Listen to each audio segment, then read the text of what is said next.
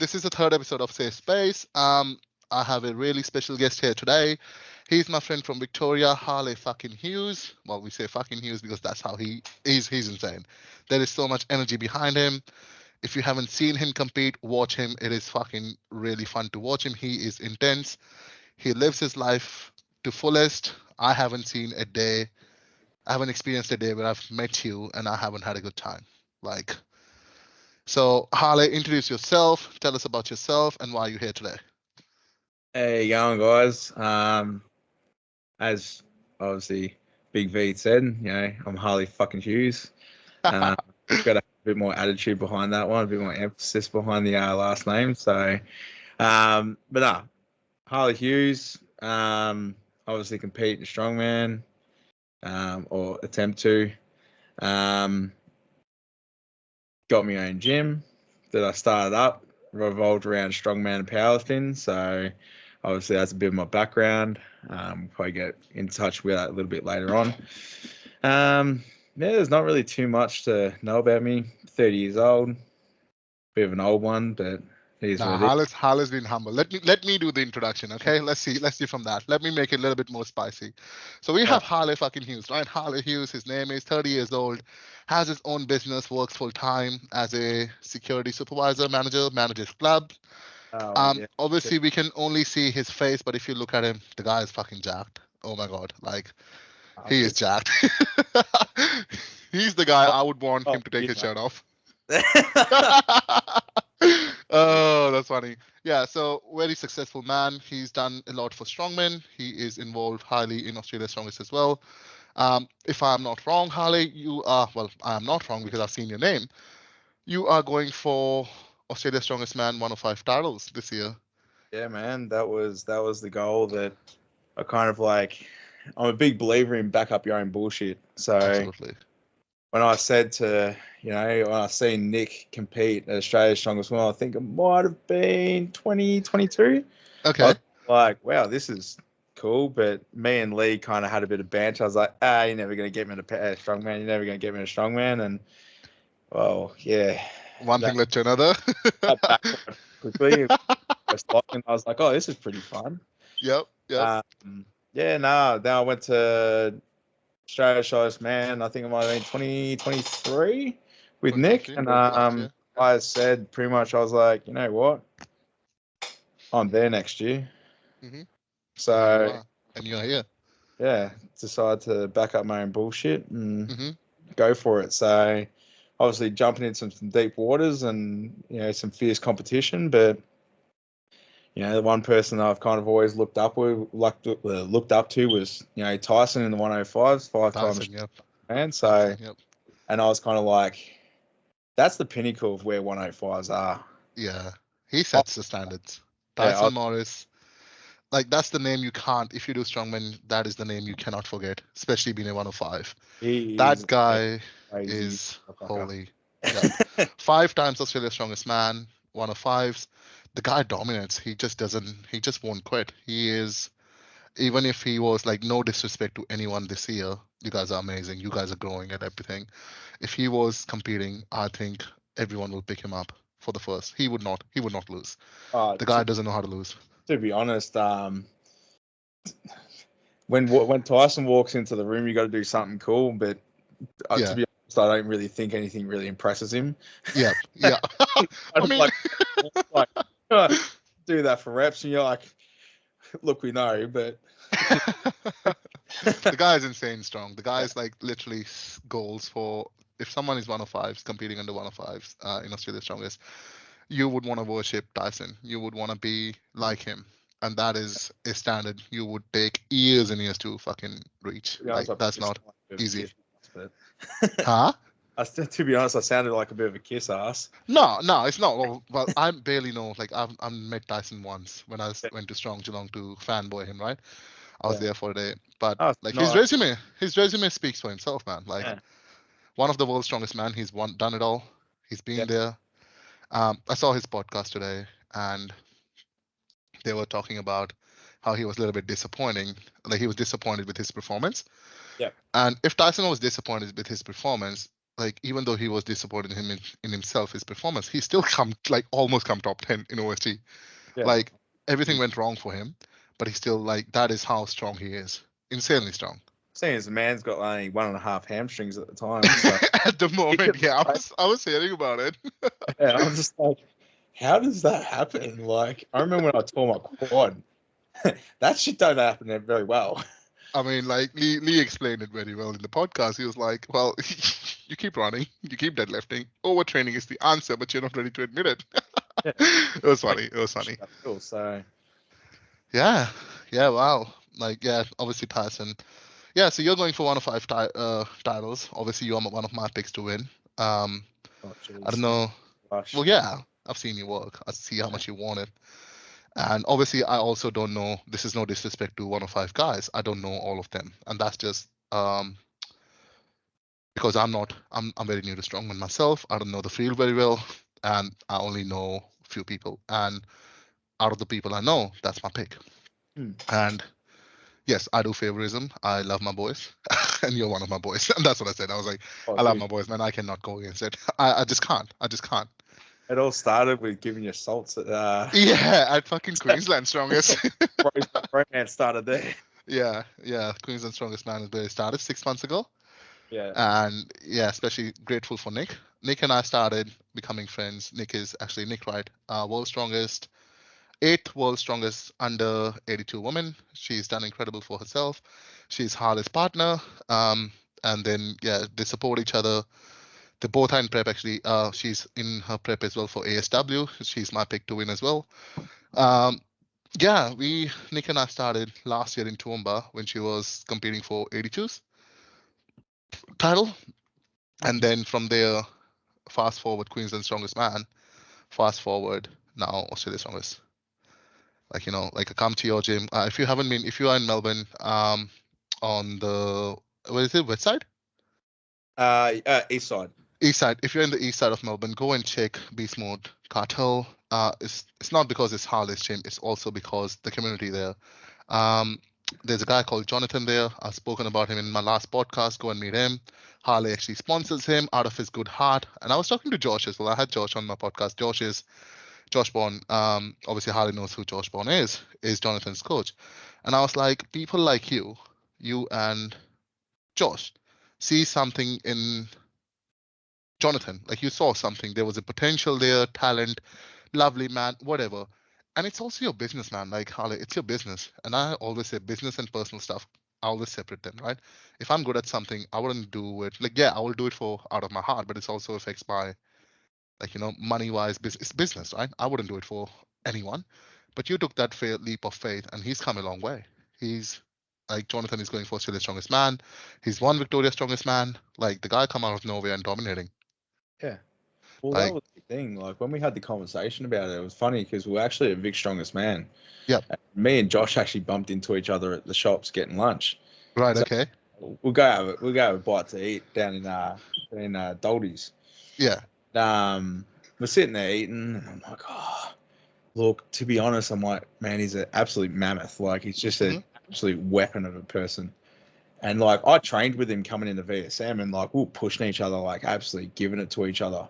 hmm And mate, I'll tell you right now, someone that can move weight like that, yep, literally, the guy had no belt, yep, no proper shoes, no nothing, and yep, literally just launches up the power stairs like it was nothing. And I'm like, this guy is an absolute mammoth of just yep, strength. And like just watching him and just watching his dumbbell and stuff like that. And I had a chat to Josh, and I'm like, yeah, look, honestly, look, I've been thinking about sponsoring Big Johnny, and he hmm goes, yeah, man, do it, do it, do it. And I was like, yeah, look, I've always looked at it as like, okay, as a business aspect, but hmm also he's become family to me. right, So, okay, and like I always looked at it, and I'm like, you know what?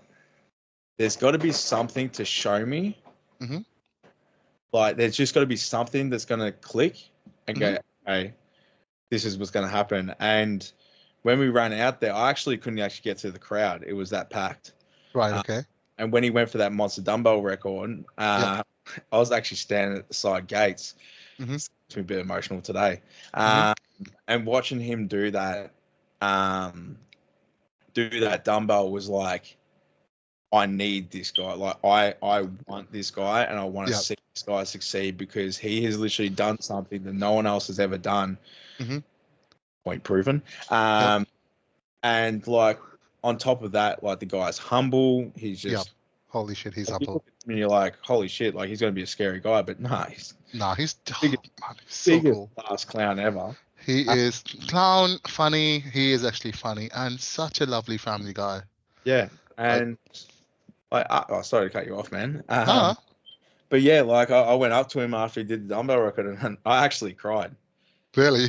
Yeah, I actually Yeah, did. wow. So, I was so fucking proud of him. Yep. And I said to him after once the dumbbell, I said to him, I was like, all right, you got to answer this once because I'm not going to take a second answer. Yeah. And he goes, well, what's that? And I was like, do you want a sponsorship? And Yeah. he goes, oh. I was like, the offer's there only once. Mm-hmm. And take Yeah. your time. You And take it or leave it, yeah. he's like, oh, I can't do that to you. I was like, the offer's there once. Don't make me change my mind. And he turns around and goes, oh, are you sure? I was like, it's gonna happen. I'm about to Yeah. pull it out. And he turns around and goes, yeah, all right, sweet. So like, yeah, I ended up sponsoring him, and then like when he's getting ready for power stairs, just to watch him power through those power stairs, and like he's sitting there with his daughter, like Yeah. cradling her, everything like that.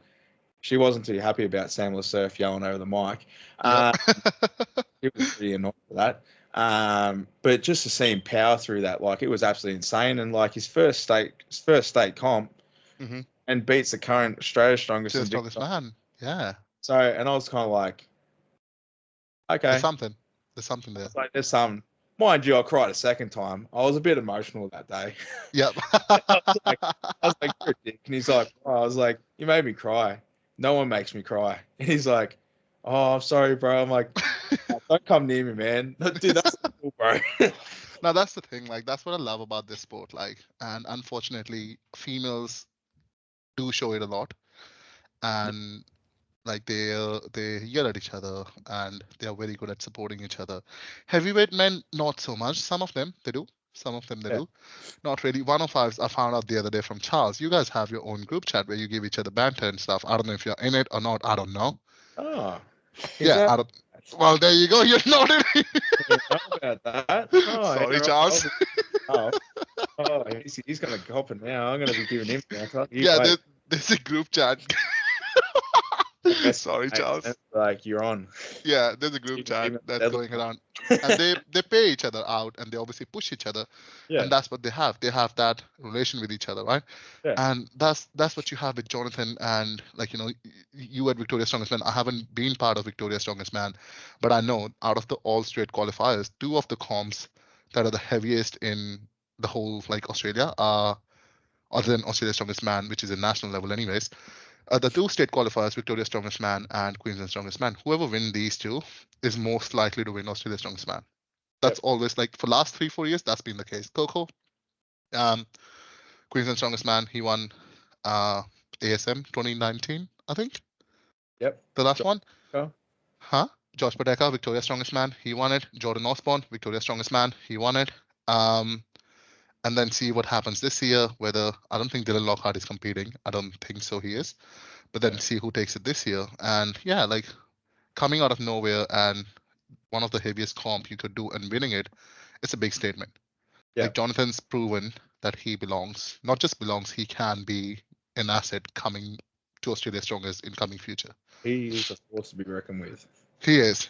Everything goes right. Like not everything goes right. If some things are like obviously I spoke in my last podcast, Cerberus SPD. If anyone's watching this, fucking go and sponsor him. The guy not only needs it, he deserves it. Like just Yeah. go City Strength. If you're there, please go and sponsor him. Don't take my word. Go and look at his resume. Go and look at what he does. How do you see yourself at ASM 105s? Where do you see yourself? I always perform better in front of a crowd. Mm-hmm. And this is what I'm saying to Charles too. I always perform better in a crowd than in the gym. Mm-hmm. But as far as I'm concerned, each event, 8 events, 12.5% it makes up out of it. Each event makes 12.5% of the comp. Mm-hmm. And look, might not be the strongest overhead, Mhm. but at the end of the day, like I'm there, and I'll be honest, I Mhm. want that title. Mhm. Mhm. I want to be the first person to take Tyson's title. Fair enough. Someone I That's look up. humble. I want to be the next person that obviously has his title. So look, I'm there, and I feel like I'll do pretty well. Mhm. My body feels pretty good.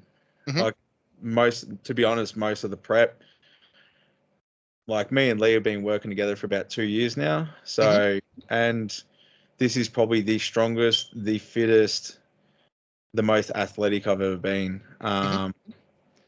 And he showed me a lot to be so meticulous with my training and stuff like that. So, look, to be honest,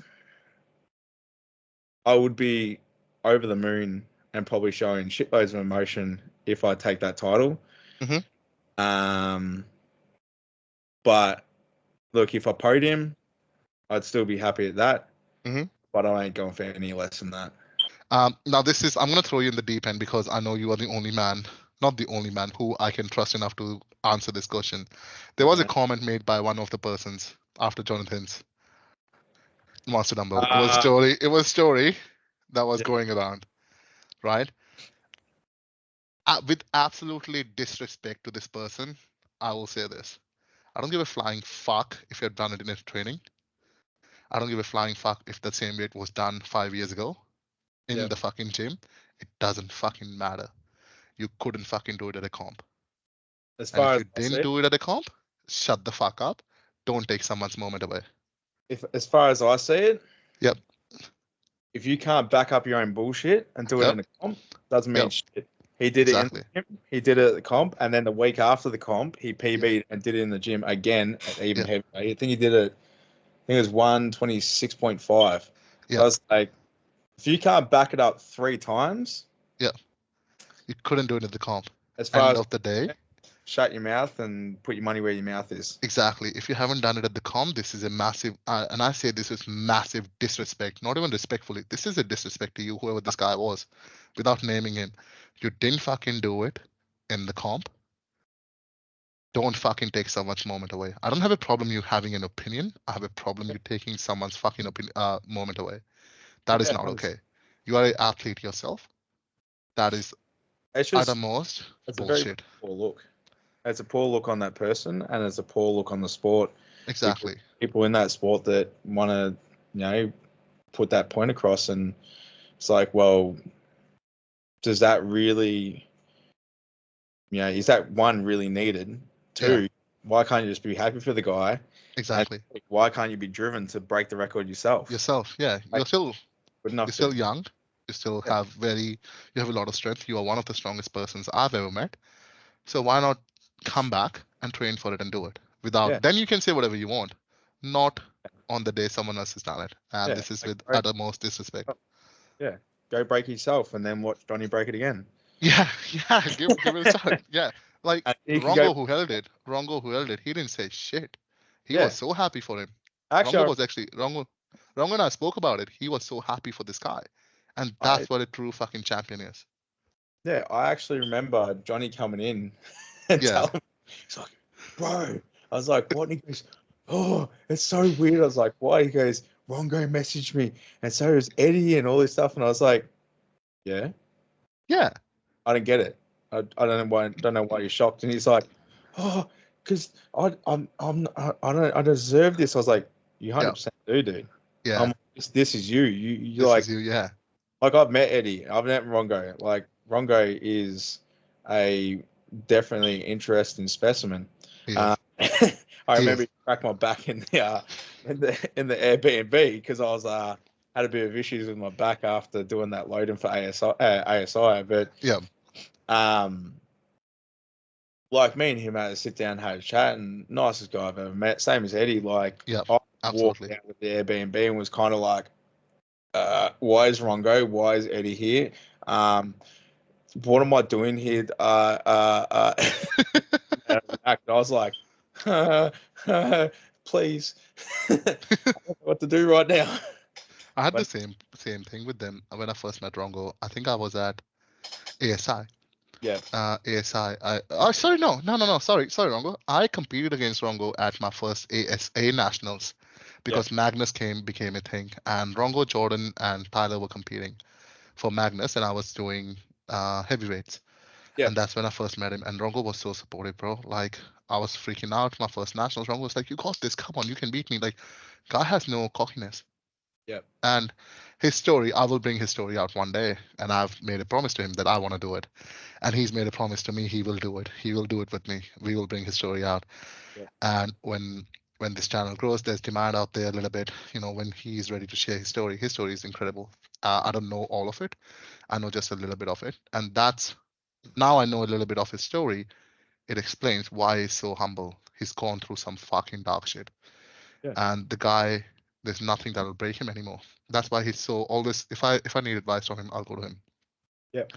Same with Eddie. Eddie's so nice. Eddie, I get a chance to know Eddie at properly at Pro Show, Yeah. and so nice. His family is so beautiful, man. I haven't met Rongo's family, but Yeah. Eddie's wife Hannah, she is lovely. She was so freaking genuine and nice to me at ASI. And obviously, I'm Nicole's client, right? So I understand Nicole has that relation with them, but they didn't have to be nice to me. I'm no one. Yeah. They were genuine. Those genuine people who just don't fake it. Yeah. They are those people. They're like genuinely down to earth people. And then yeah, like so that happened. Like they're just beautiful. And then Jonathan, man, Jonathan's one of them. Jo Kimitonga, shout out to her. She's one of them. I don't know if you got a chance to meet her. She's from Melbourne, right? Yeah. Yeah. She's Yeah. actually at the gym a few times. Oh, has she? Yeah. She's Yeah, awesome. right. It's Yeah. crazy. This is my question to you, right? Anyone who does strongman, obviously there's something wrong with them. Either they are bored of powerlifting. It's an extreme sport. I always Yeah. ask this. It's an extreme sport.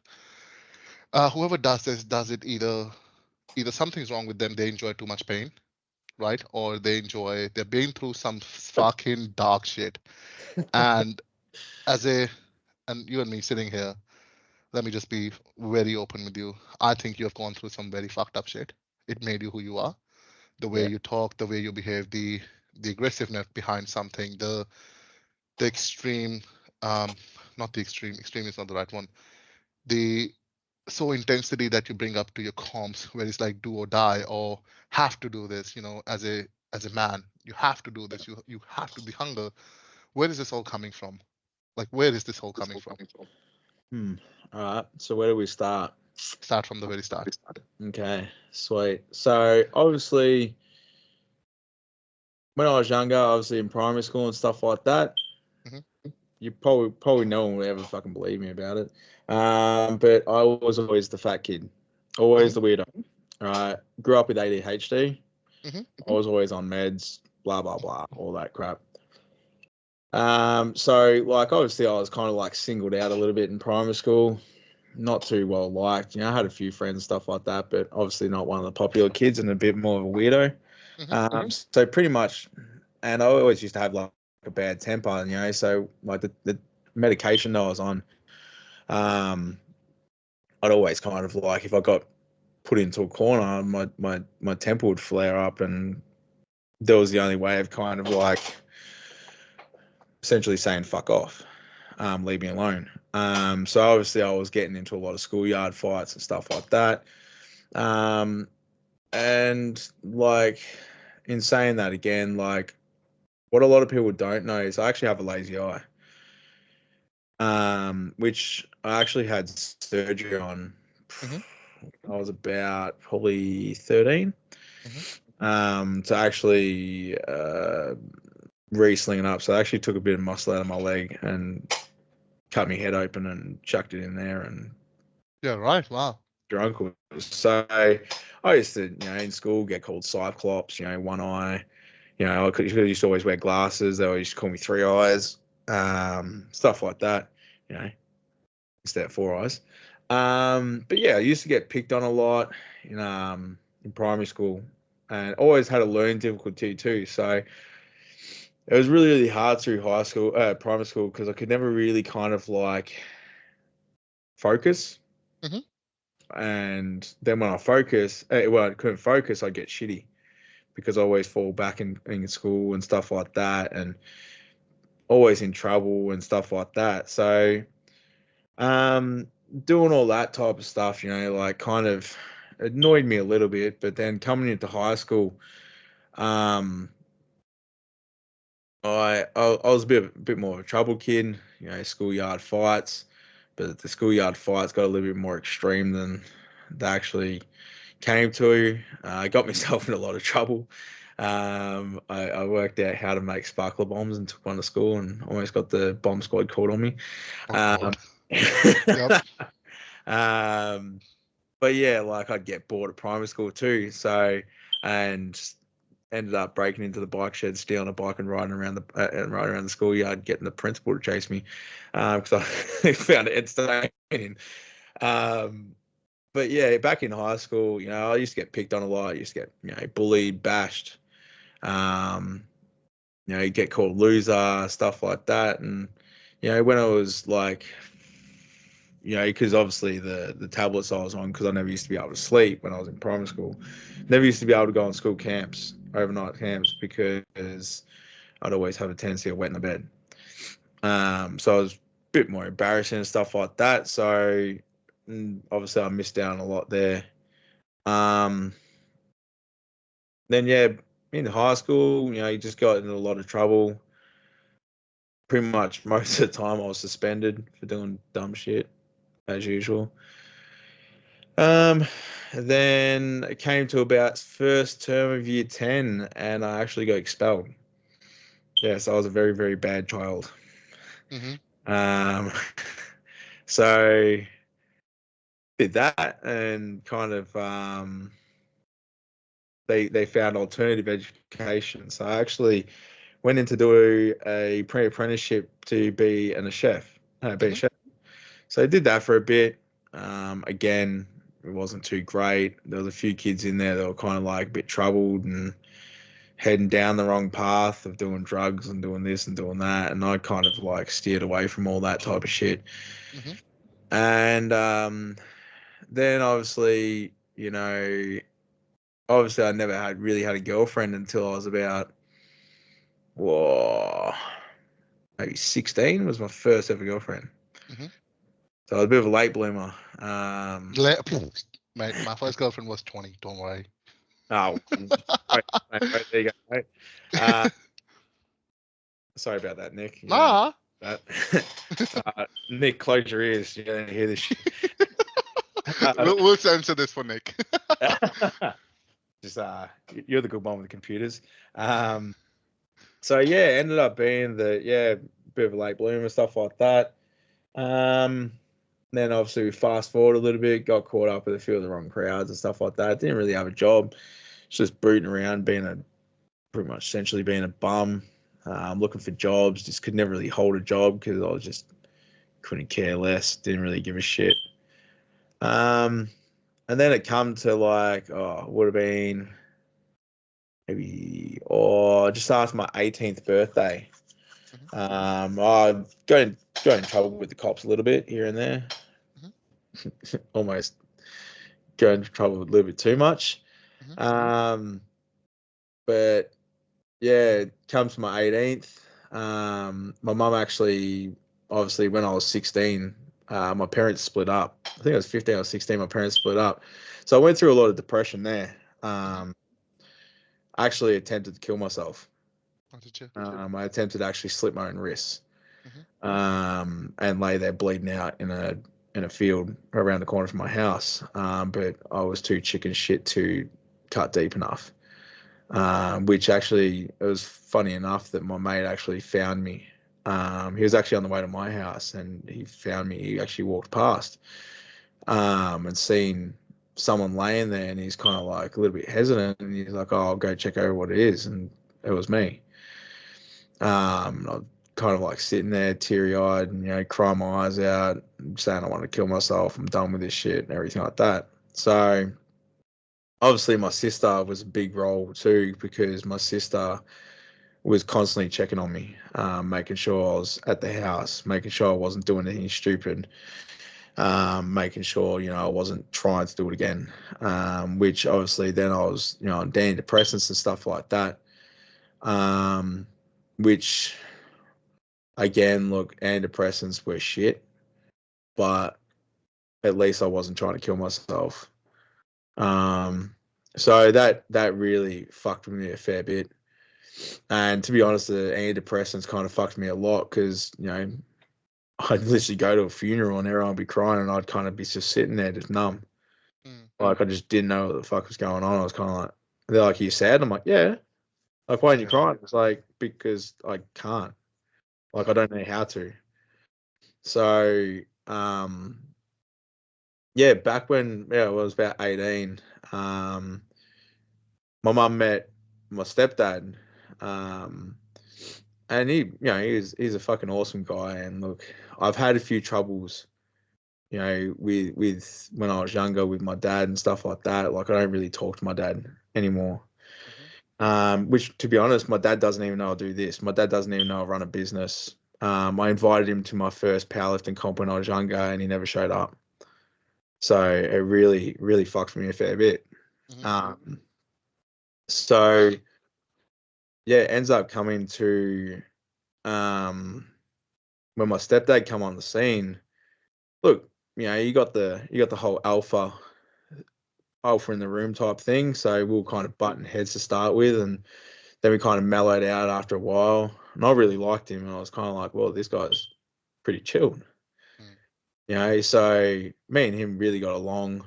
Um, and yeah, I kind of then started to meet all his family, and I never had proper grandparents.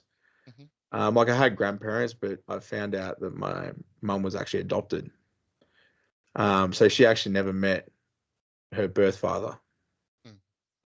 Mm. She met her birth mother, but never met her birth father. So we kind of seen them as the adoption grandparents as well. I knew them as grandma and grandpa. Mm. Never met my grandma, but um, I met Pa, and I actually found Pa when I was 5 years old, dead in the cupboard, Wow. face down. He actually died from a heart attack. So that has fucked with me like a little bit too. Obviously, I can't be anywhere near dead bodies. I got a massive phobia of dead bodies. So, and all I was concerned about is why won't Pa wake up? Mm. Um, so as every 5-year-old would do. So I met my my stepdad Steve, which I now refer to as dad. I met him and I met his mum, and I become very very close with mum, with Nan. So I actually referred to as Nanga, and like I always just used to go there and give her shit and stuff like that. And like this is still a time when I was kind of like just fucking around and just not really giving a shit and just you know living life as is, no job, no give a fuck, whatever like that. And then me and Nanga become really, really close, like super close. So we'd go out and, go shopping with her and stuff like that. And, I'd have a really good time with Nanga. And, Nanga started to get a bit of Alzheimer's. So she kind of like always give her shit because she'd forget what she said. Mhm. And she'd be like, "Oh, do you have a haircut?" And then about 5 minutes later, be like, "Did you have a haircut?" And then again, same thing again. I'll be like, "Nang, you asked me this question like 5 times. Yes, I haven't had a haircut. Can we try to change to something different?" Um, so I actually become really, really close with her, and I seen her as my nan. Mm. She was my nan, and I I ended up becoming super close to a point where we ended up like we used to go see her when she was in a nursing home. She needed being cared. She couldn't live by herself, stuff like that. So we went for a trip to Queensland. And actually, I'll backtrack that. Um, Back when I was younger too, a lot of my one of my aunties would always refer to my cousins as when they were getting in shit was you don't want to turn out like Harley. And I that would hurt pretty fucking bad because like yeah okay I was a bad kid but at the end of the day it's like that was a threat for them. You don't want to turn out like Harley. Well fucking look at Harley now, haha, fuck you. um So it was kind of like one of those things. Like my cousins were kind of like, "Oh, what's so bad about Harley? I don't know what the fuck's so bad about Harley." Yeah, well, yeah, that's the story there. So that kind of fucked with me a little bit too. You know, like always get told, "Oh no, I'll never be anything. I'll never admit to anything." You know, I'm always going to be shit. You know, I'm always going to be this. I'm always going to be that. You know, you can't do this. You can't do that. So that's given me a bit of fire too. But yeah, when we went on a trip to Queensland, I reckon it would have been about um actually, sorry, I'll backtrack there. When Steve come onto the scene, um, we were having dinner one night, and I went over to my mate's house, and turns out that I felt really sick and really crook, and I couldn't figure out what was going on. Um, and it ended up being that I had my appendix be inflamed. Well, they were quite inflamed to a point where I woke up the next morning. I felt cold, but I was sweating, vomiting, all the works. Went to the doctors and they gave me 2 needles to stop the vomiting and diarrhea. And I remember vomiting and passing out on the ground. And then I remember waking up and I was laying on a bed. Don't remember anything like that. After that, I remember I was in a wheelchair. And then I remember opening my eyes to the lights and sirens going on in an ambulance. Got rushed to the hospital. Turns out that I stayed there overnight, and they're like, we just need to monitor him, blah blah blah. They're actually going to send me home with gastro because that's what they thought it was. So they kept me in overnight. One of the nurses, which to this day, if it wasn't for her, I wouldn't be here. Um, I remember that morning she came in and checked my bloods, and then she said she'd be back, and she came in and tapped something onto my drip, and then come running back in with a phone. And my mum was on the phone, and she handed me a piece of paper saying, "You need to sign this." Turns out it was a piece of paper, and my mum was hysterical on the phone that I needed emergency surgery because my appendix had burst and I had about 2 hours to live. Shit. Yeah. So went in, had the appendix removed, everything like that. I was on morphine before that, like that had me doped up to the max. Families coming in, bawling their eyes out. I didn't know what was going on. I was off my absolute rocker, having the best time of my life because morphine's the best. um, so it ends up being that I actually spent 2 or 3 weeks in hospital Mhm. with that because this year I almost died. So that kind of gave me the outlook on life as I am no longer scared with death because I have faced death. Mm, I do not give a shit if I die tomorrow, as long as today I give everything my best. mm, So that was what I kind of lived by. And I told everyone that every day, I'm like, if at the end of the day I die tomorrow, it is what it is. But today, I'm going to make sure today that you remember me. mm, So, like, fast forward, went out to have a holiday in Queensland, come back, we're going to go see Nanga that next morning. Well, that next morning never came. She actually passed away that night in the nursing home, waiting for us to come see her. So oh, I won't get into the story of how she actually passed away, but I was absolutely fucking heartbroken because that was sorry. it's okay. It's okay. Let it Nah, out, bro. that was kind of like a thing for me. It was really hard to deal with Mhm. because I never had to deal with that when I was 5. I couldn't process that when I was 5. Um, so I kind of had to deal with that stuff like that.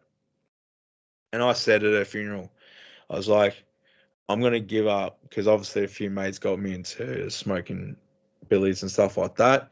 I said to her, I said on a grave that I am going to not do drugs. I'm going to give up drinking, give up smoking. I'm going to get my life back on track. And I'm going to do some of my life that everyone's going to fucking remember me by. And I'm going to go fucking hard as I possibly can. So as far as I'm concerned, you live hard, die young. So as far as I'm concerned, Mhm. she was the one that made me realize in my life that I wasn't going down the right path. And she's the one that made me pull my head in. So as far as I'm concerned, when it comes to competing, when it comes to anything like that, especially ASM, like ASM means fuckload to me Mhm. because I managed to back up my own bullshit and get my invite. Now, as far as I'm concerned, it's game time. This is fucking go time, and this is one of the biggest things I'm ever going to do in my life. So this is not only I'm not doing this for me. I'm doing this for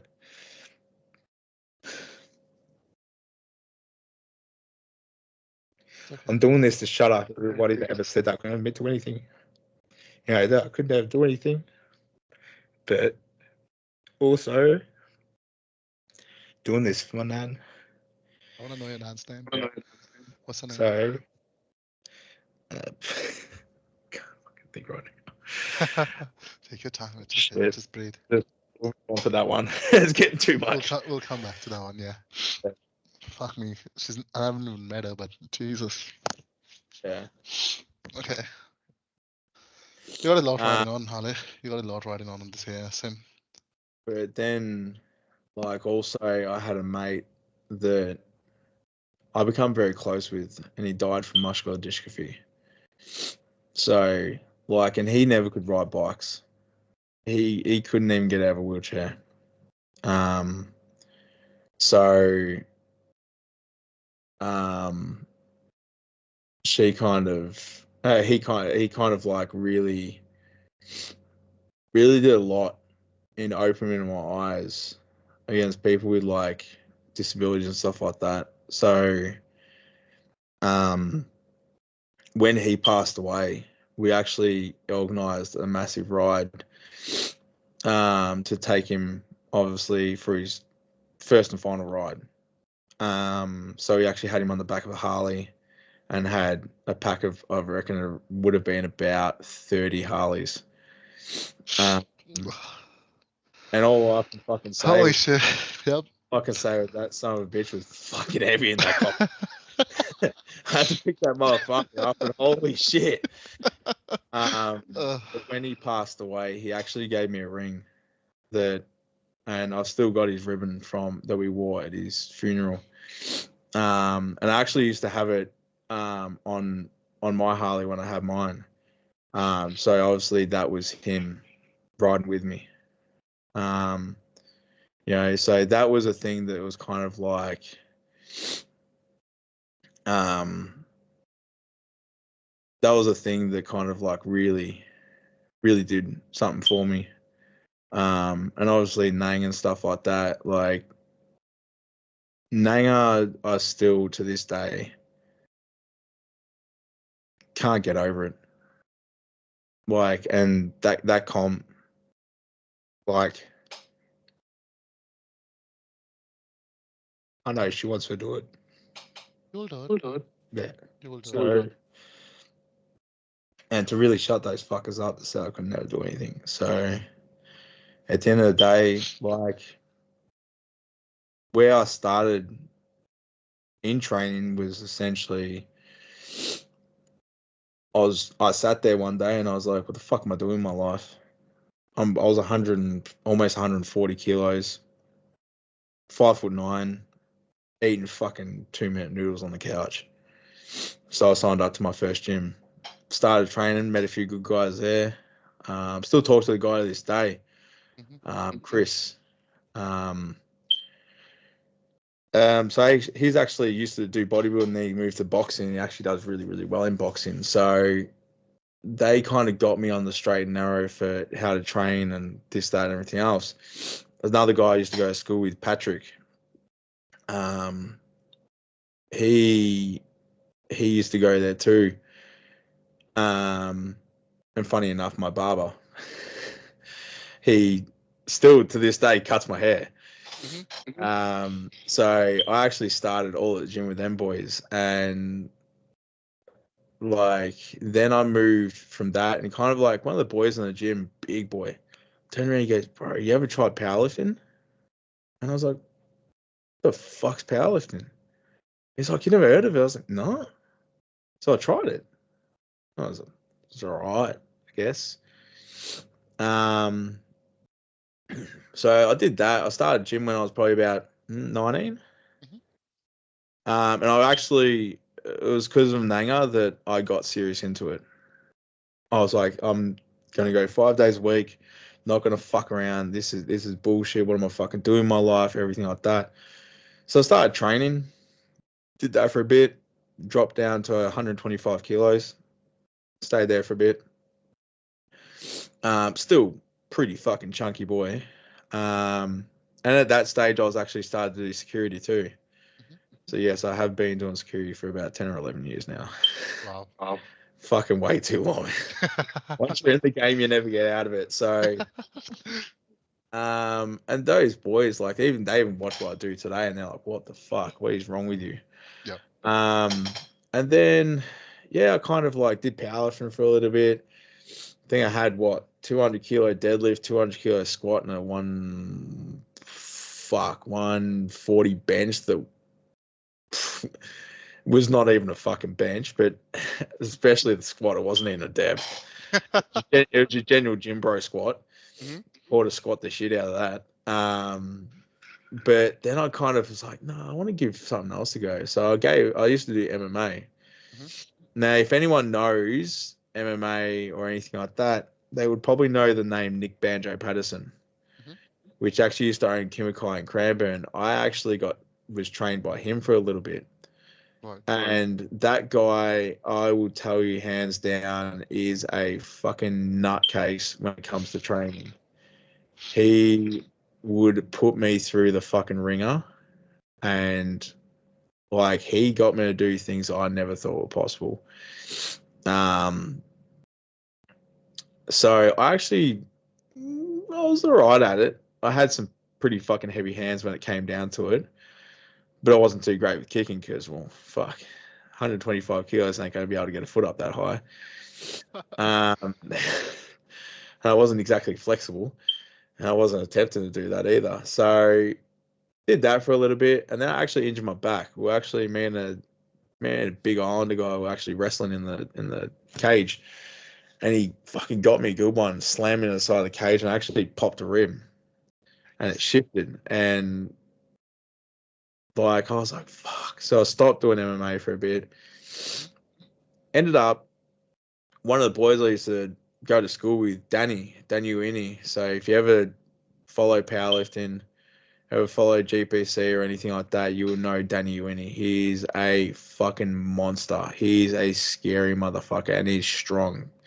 I think he has close to it, not too sure, maybe over 400 kilo squat. Hmm. The guy's an absolute fucking mammoth. Um, that was the first time I'd ever seen someone pull a 300 kilo deadlift in front of me. I was like, what the actual fuck? Um, but he's come leaps and bounds with it, and he turned around and he goes, "Bro, fucking, I found this gym. Yeah, come down, start doing fucking powerlifting with me." I was like, "What? What the fuck's powerlifting, bro?" He's like, "Gosh, I'll show you. Come down, come check it out." All right. So I kind of jumped onto the powerlifting bandwagon. This is where I actually kind of had a funny feeling I know what powerlifting was, but it still wasn't too sure. Hmm. I didn't actually know you compete in it. I Oh, thought really? I thought people just do it. Yep. I Okay. didn't know what the fuck was going on. So I went down there, trained up a little bit, um, and we were training partners for ages. Mind you, he was also a weight class up from me. Hmm. He was a big motherfucker. Yep. 140s. He's now I think he might now I think he's 140s. Hmm. But when he first started, he would have been the same weight class as me. So he would have been about 125 kilo. 5 kilos, yeah. So and he wasn't very big back then. He was a big boy, but yeah. So we were training together for a bit and everything like that. Did our first kind of novice comp together. Absolutely fucking blew it out the water.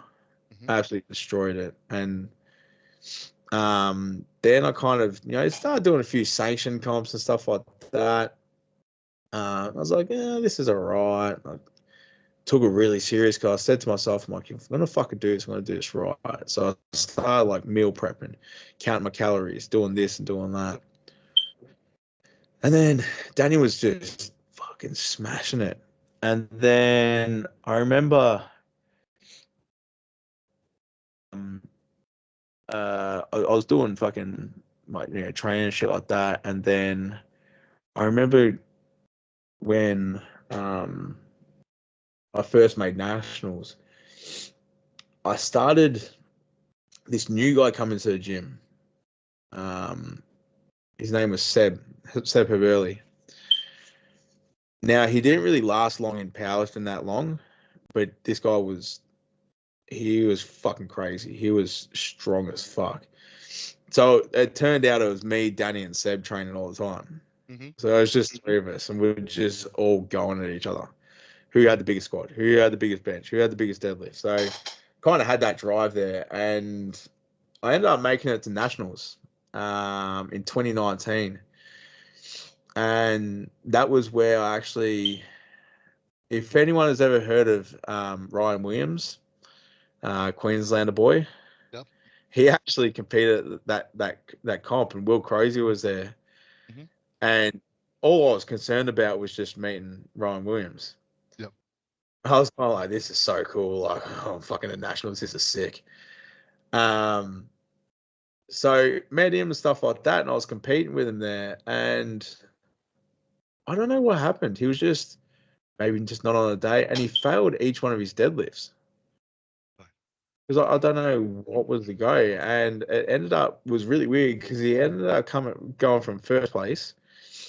Zach Conganus come first, so he ended up dropping down from first place. I can't remember what he came, and he wasn't too happy about it.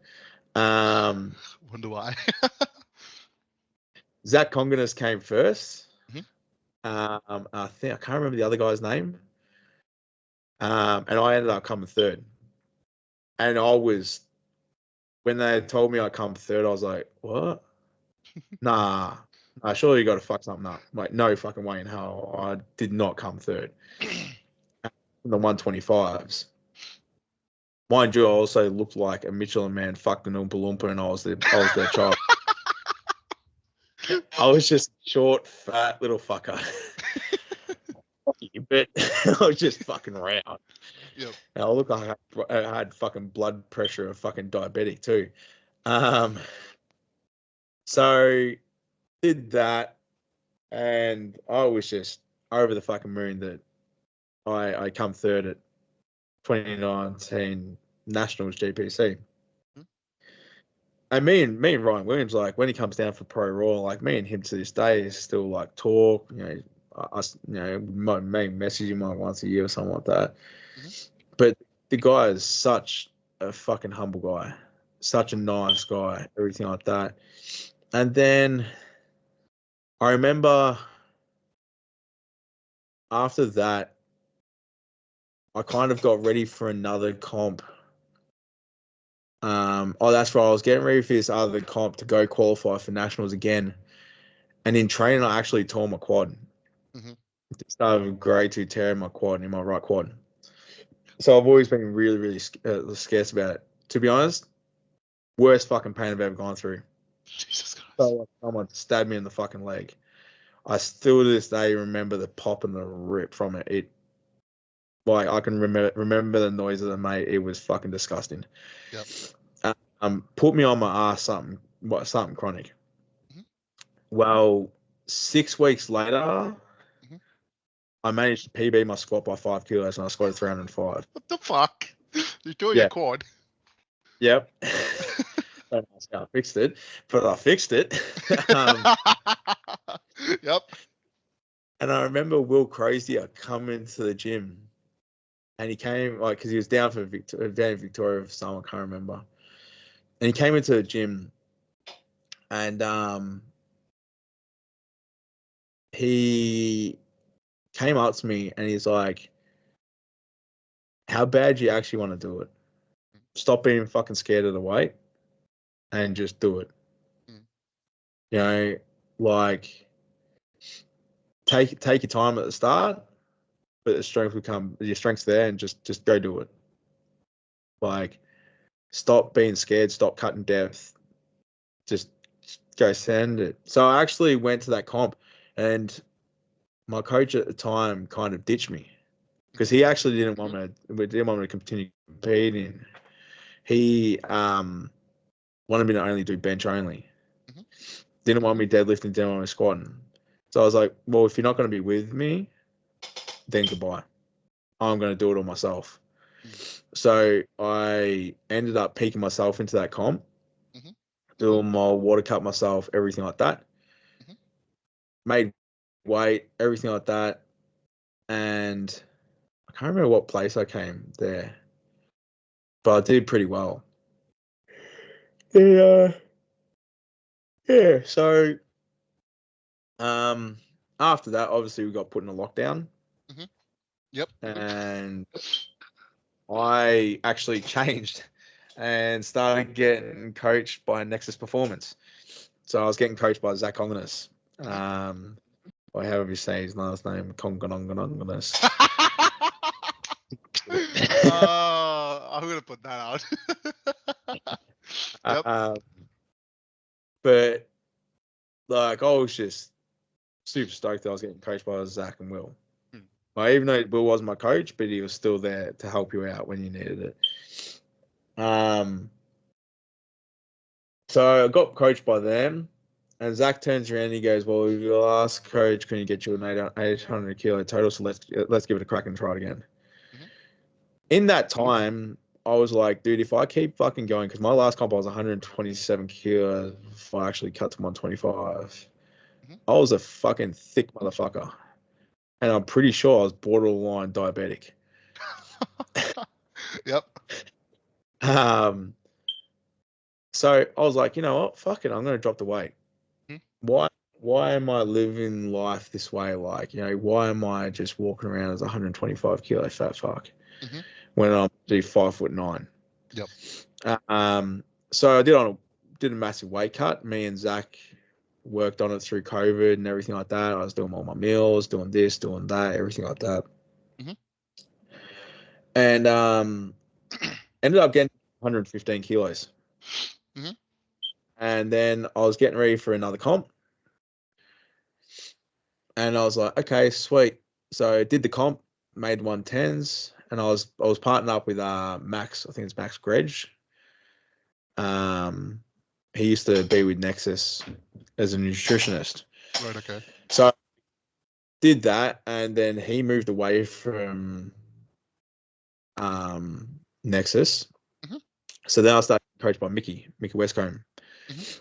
Um, and ended up, sorry, ended up getting ready for nationals, which was meant to be in Queensland, I'm pretty sure. Mhm. So we get ready for nationals, made my nationals invite, got ready for nationals, and we got put back in lockdown. So I actually had to make a split decision right then and there whether I was going to leave work right then and there, jump Mhm. on a plane, go to nationals for that chance to win. And because it was actually before that I actually did win. So when I competed with Max, I actually won the 110s in Mhm. Victoria.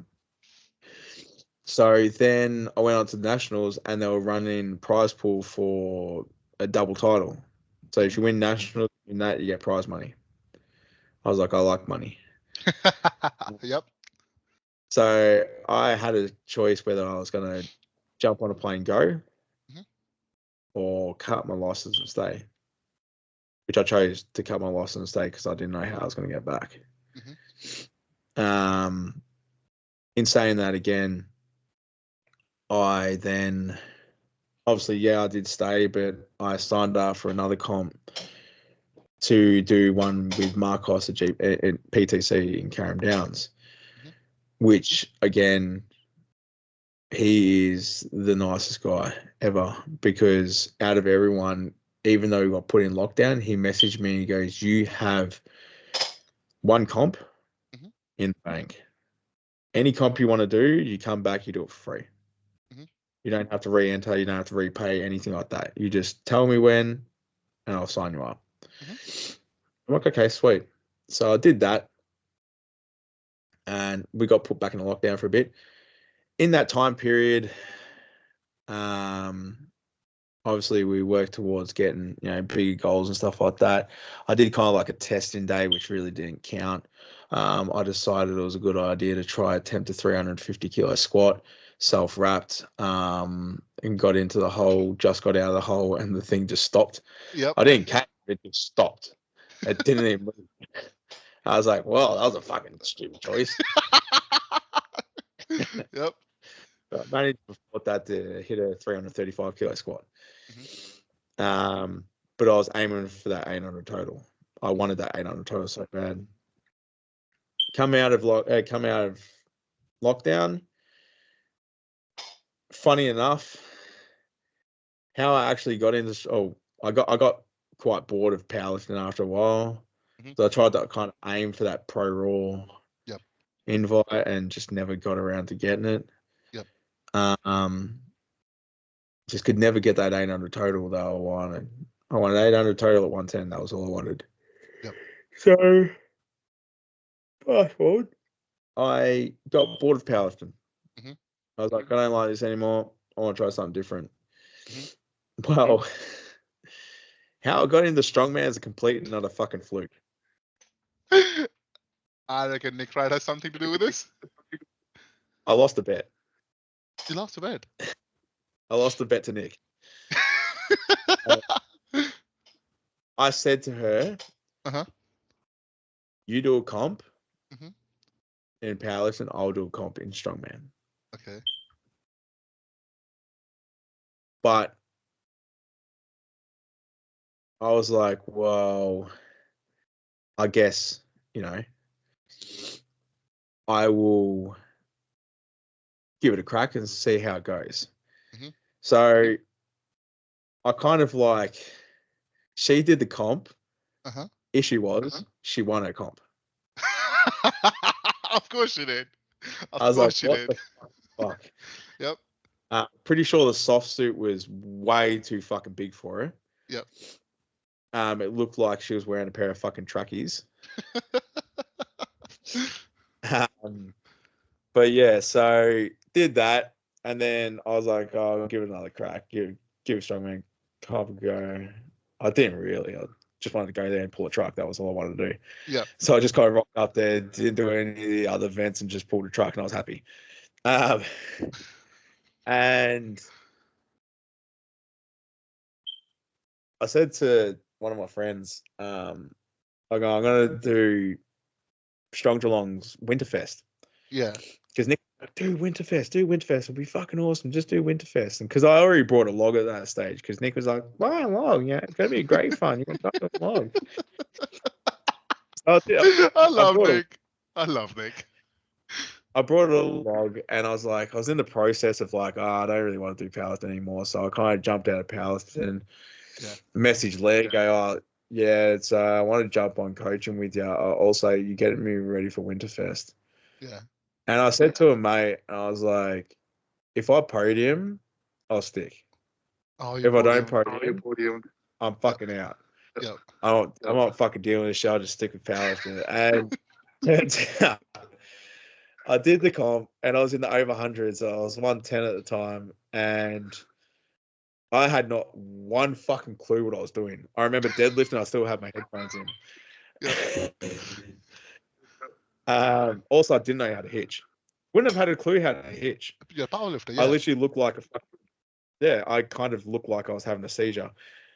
Um, I looked totally and utterly ridiculous trying to do it. Now I know how to hitch. Uh, but I don't do it. I don't do it. But I remember I did the comp and I come second by half a point.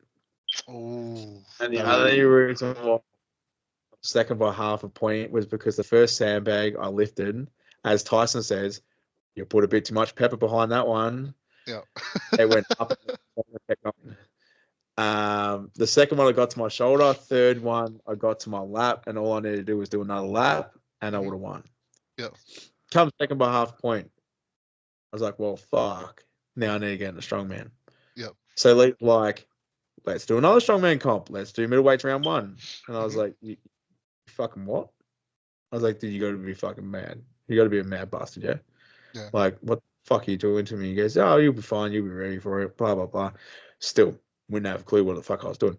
Turns out, I don't know how to belt. I didn't know how to belt clean. Sorry, continental clean. Wouldn't have had a clue how to do it. I just muscle cleaned 120 and pressed it. But on the day, on the day, I actually didn't get it because I was just not conditioned. Like I just was fucking cooked. And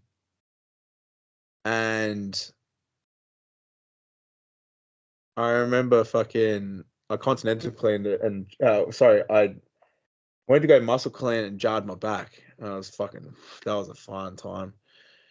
Also, when I got ready for deadlifts, I thought it wasn't going to hurt. And I headbutted the back wall at Strong Geelong and deadlifted and had blood pissing out of my head. I've done that. Also, what a lot of people don't know is when I walked on that platform after headbutting that wall, I actually almost knocked myself out. I kind of stumbled up the ramp and I was like, fuck, that hurt. Hey, Tyson, if you need insurance money, get him up. It's strong man, not smart man, yeah? Yeah, true. Turns out the concrete walls don't have any flex on it. Yep. And they don't absorb hits very well. Which everyone, in all honesty, thought that was the funniest fucking thing they've ever seen, especially Lewis, because he's like, I've never seen anyone do that. You are a fucking mad bastard. But that was funny. Funny. So did that comp. I remember that was the first time I ever realized that my coach betrayed me. Because I said to Lee, what's a 140 stone like? Because I was doing stone to shoulder. I did the 130, goes, it's just like the 130. I was like, oh, really? Because, yeah. I was like, but how? Yeah. He's like, oh, it just is. I was like, but it's heavier. And he's like, yeah, but it's just the same. I was like, oh, wow. That's weird. They must add something to the actual stone. Yeah.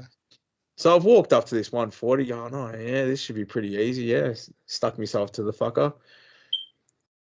And I've picked it up, put it in my lap, and I just looked at Liam like, you fucking lied. It's nothing like a 130. Totally different diameter. Like, nah. Totally different. I was like, you actually lied to me. This is the first time I actually I have trust issues.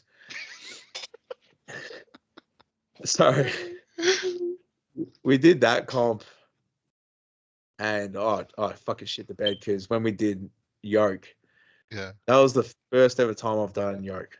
Yep. I didn't know what the fuck I was doing. Took me 6 weeks to figure it out. Yep. So I picked up and panic ran a 350 kilo yoke 10 meters in 8 seconds. I ran it like a majestic gazelle. Also, I was the dumb fuck that was the first one to go. Oh no. So everyone's looking at me going, oh, well, you're going to do yoke. And I was like, I best not fuck this up. Yep. So I didn't fuck it up, but on the way back, I was like, damn, that thing's really fucking heavy. And that was actually the first time I ever tried a yoke press on a yoke that's not an anchor yoke and dislocated my thumb because the yoke come flying back at me, hit me in the hand, dislocated my thumb. Yep. I hold on to farmers. God. So I got the farmers about fucking 5 times way back after running them. So that was a decent comp. Opened my eyes a little bit. I met some really good guys. Met Tom Mullins. Really became decent friends with Declan Marvis. Hmm. Met some really cool 105s and stuff like that. Funny enough, he's not actually 105, but Mark Lawler. He was fucking awesome. Such a No, nice guy. Mark, I love Mark. He helped me at Queensland's prep. Him and I. Oh, funny story. So I had sprints in my program for after the whole session. I got a sprint so I can come back to implements quicker. He tried to do it with me. yeah. He's like, "Oh, that sounds like a great plan. Let's do it together." He tried to keep up with me. We both did because I'm a big guy, right? But it's explosive. It's not like, oh, you have to run so far. So we both like going at it. I think third set he tore his hamstring 3 weeks out. He fucking tore his Oh, hamstring. He tore his hamstring right in front of me, and I was scared. that's what me and him are having. He's like, "Oh, my leg doesn't feel too great." Yeah, that's why he was all taped up because I was the reason he was sprinting with, like, not the reason, but we were sprinting, Yeah. trying to, the alpha thing. Let's just see who can do it better. And I was like, cool, Mark will run. He runs very fast. If I can keep up, I have a chance of coming back to implements very quick. Nah, he tore his hamstring. He fixed it, just like you said. He fixed it, but he tore his hamstring. So Mark, I'm Yep, running. yep. Pretty sure that's 2022 Australia's strongest man. Yeah, Mark's lovely guy, awesome guy. So he's not that guy, Australia's strongest man. No comments. So yeah, so I did that. I had a lot of fun there, and then I was kind of like, oh, I want to give Vic Strongest Man a crack. Yeah, Well, I was like, fuck it, let's do Vic Strongest Man. yep, Still, again, don't have a fucking clue what I'm doing. yep, Half the shit I was like so blasé about, wouldn't have a fucking clue. yep, But then I seen on the list there's Tyson, yep. and I shit my fucking pants. Oh, yeah. Because I was like, well, I have to go up against fucking Tyson now. Yep. And yeah, did the comp, and I did an old trick that I used to do in powerlifting. About 4 weeks out, I wouldn't post anything. Yep. And then all of a sudden, he actually said it to me. He actually said it to Lee that he never actually trained squats. Yep. That whole prep never trained squats, and we had car squats. Yep. Now I remember I put up a video of me hitting, I think it was 11 reps. Yep. On the car squat when we had the Viking set up. Yep. And on the 11th rep, I actually passed out. Yep. Got it up, put it down, and down I went. Yep. I was out cold. That was fucking excruciating pain. Yep. On the day, Tyson was like, nah, not letting him fucking beat me. As you know, Tyson's like, Tyson. Yep. don't want anyone beating him. He wants to be number one. All right, sweet. So he goes up and he goes, oh, fucking, all right, I'm going to go 12. Yep. When ball to the wall hit 12, I played conservative, hit 6. Yeah. So, and then it came down to log. Yep. So it was a max log. He fumbled with, I think it was 125. I hit 125. Oh, we both hit 125. He fumbled with I think it might have been 127.5. Yep. And then the second time he got 127.5. I narrowly locked out 127.5 just before the down call. My shoulder gave way. Yikes. And he turns around and he goes, mate, that's fucking bullshit. You almost got me on fucking log. Yeah. When I was hitting like 150 in fucking the gym. Yeah. And to this day, I still hold that. I'm like, yeah, I almost fucking got Tyson on one event. New guy almost got Tyson on one event. But all in all, like, holy shit. Like, I'm watching him do deadlifts. Yeah. And I he's a remember, monster. yeah, that Sam put us up against each other. I was like, you fucking expect me to deadlift against that? What the fuck is wrong with you? I ain't going to fucking go up against that. Yeah. So I kind of played it conservative, went 4 reps, and I was like, I give up now. Fuck that. Yeah. I walked away. I probably needed to do 1 rep to beat third. Yeah. But I was like, fuck that. I'm not going up against him. He's just like, how many are you going to make me do today? Yeah. I was Yeah, thanks, Tyson. Okay, cool. And I remember walking past him, still fresh at a strong man, and I'm kind of like, oh, what's he doing to his wrist wraps? Yeah. Like, oh, he's scraping chalk on him. Oh, I might do that. Tyson does it. I'll do it. Yep. Whatever Tyson did, I was doing. I was Yep. kind of like, oh, he must do it. It must work. Yep. Mate, he could have fucking rubbed shit on his face, and I probably would have done it. Like I said, if he's doing it, there's a reason behind it. He's a very smart man. Yeah, I was kind of like, oh, okay, well, all right, we're gonna get a stick of dog shit and rub it on our face. Must be good. Yep. So I remember like going up against him there. And we're doing the fucking loading medley, and this would like show me pure sportsmanship when Tyson got behind me and we did the loading medley. And I have never seen anyone fucking do a loading medley like he did. Holy fucking shit, that was scary. Yep. It was a majestic gazelle. Yep. And I remember we did the loading medley and it come up to the stone. Yep. And I didn't have much luck with this fucking stone. And Nick was standing there with the can of fucking quick grip ready to go. He fucking quickly fucking grip me up and away I go. Yep. I was fucking tired. I was like, I'm fucking done for today. Fuck this shit. I don't want to do it. So I just literally like, I remember I was spinning it around just playing with it like a cat with a ball. I was like, yeah, I'm trying. Not really, but I just didn't want to do it. I just wanted to make it look like I was trying when I wasn't actually trying. Oh. Because I was like, at that point, I was like, I'm fucking tired. I want to go home. I'm so fucked. So I remember that, and I was just like, I come second to Tyson. Yep. That was the highlight. I was like, I come second to fucking Tyson. Yep. Yeah, I didn't want to beat Tyson, but I was kind of like, I come second to him. I literally just shared a podium with him. Yeah. And then Mason come up to me and told me that Tyson already has his ASI invite, so I get it. Yep.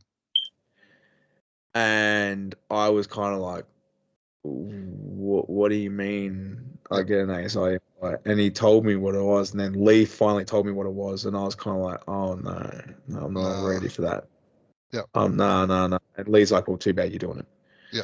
So I was like, well, I guess it is what it is. And prepped up for it, and I remember getting ready for it, and I think I just did way too many back-to-back comps. Obviously, ex-powerlifter does 2 a year. Yep. Maybe 1 year, because we're just fucking lazy. Yep. And I remember getting ready for it, and I went from running 200 it would have been like 240 kilo frame, like 60 meters, no drops, just fucking steam train on a slight uphill incline too. And I was like just fucking trucking along. I was ready, fucking coming in so fucking good for this comp. The only thing I was kind of struggling with was the overheads. And then out of nowhere, the next week after that, I couldn't budge 260 kilos for 5 meters on the frame. And I'm kind of like, what the fuck? Then I went for overheads. Same thing. Couldn't budge it. I'm like, this is not good. Yeah. This is not. Well, we would have been about 3 weeks out.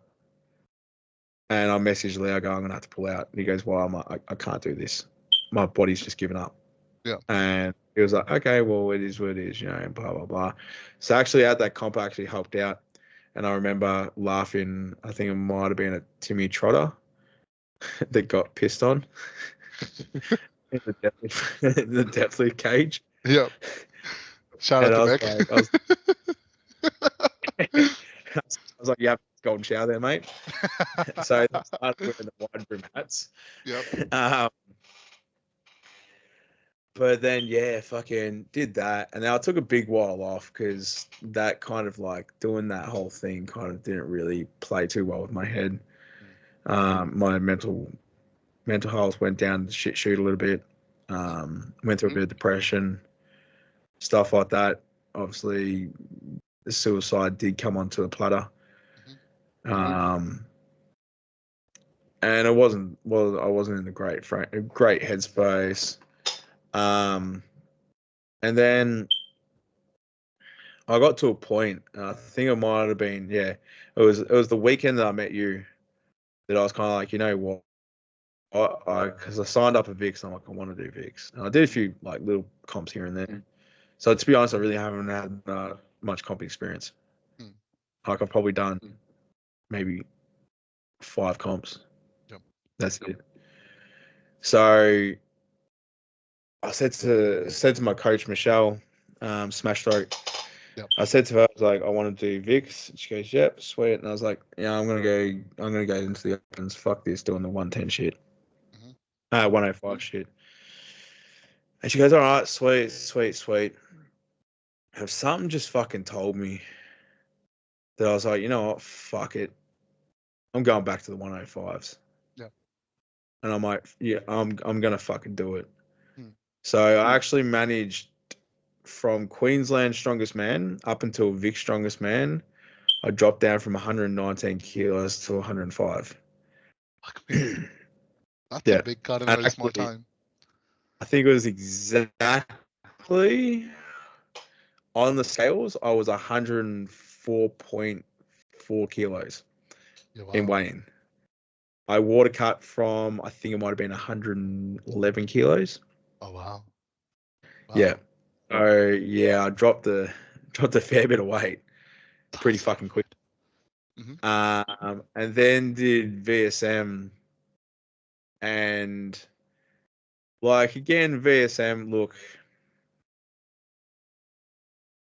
we've had our conversations about it. Yep. Yep. I wasn't happy with the comp. It happens. Yep. It happens. It happened. People make errors. Mm-hmm. I was always counting on that comp Yep. because I wanted that title. I Mm-hmm. wanted Tyson's title. Yeah. And that meant like that comp meant a lot to me. And obviously I didn't get it. Um, and I remember at that comp, still the most fucked up thing I did on that day was one the dumbbell, Mm-hmm. which fuck knows how my shoulder held that motherfucker up. Yep. Um, and the bench where Lee told me you need to put a fucking heavy score on the board. Yep. So I was like, okay, sweet. So I did 6 reps at 147.5, I think it was, Yep. strongman bench. And I went to go for the 7th, and I'm pretty sure we went through the video, and it was a 13-second rep. Shit. And I didn't get the rep. I just couldn't lock it out. Yep. But holy fuck, the chest pump was fucking insane. That was next level chest pump. Yep. So then I said to Lee, I was like, you know, fuck it, I'm going to ACT. I want to get this. Mm-hmm. Went to ACT, had like, fuck, 3 weeks, Mm-hmm. 4 weeks maybe. Yeah, 4 weeks I had of prep and then straight into it. Went there and came third. And I knew to myself that if James came first or Bryce, Mm-hmm. all I had to do was come third. Mm-hmm. So I just had to do what I had to do. I had to do just enough To get an invite. just to get there. Because I was like, at that stage, my body was way too tired to go for first or second. Yep.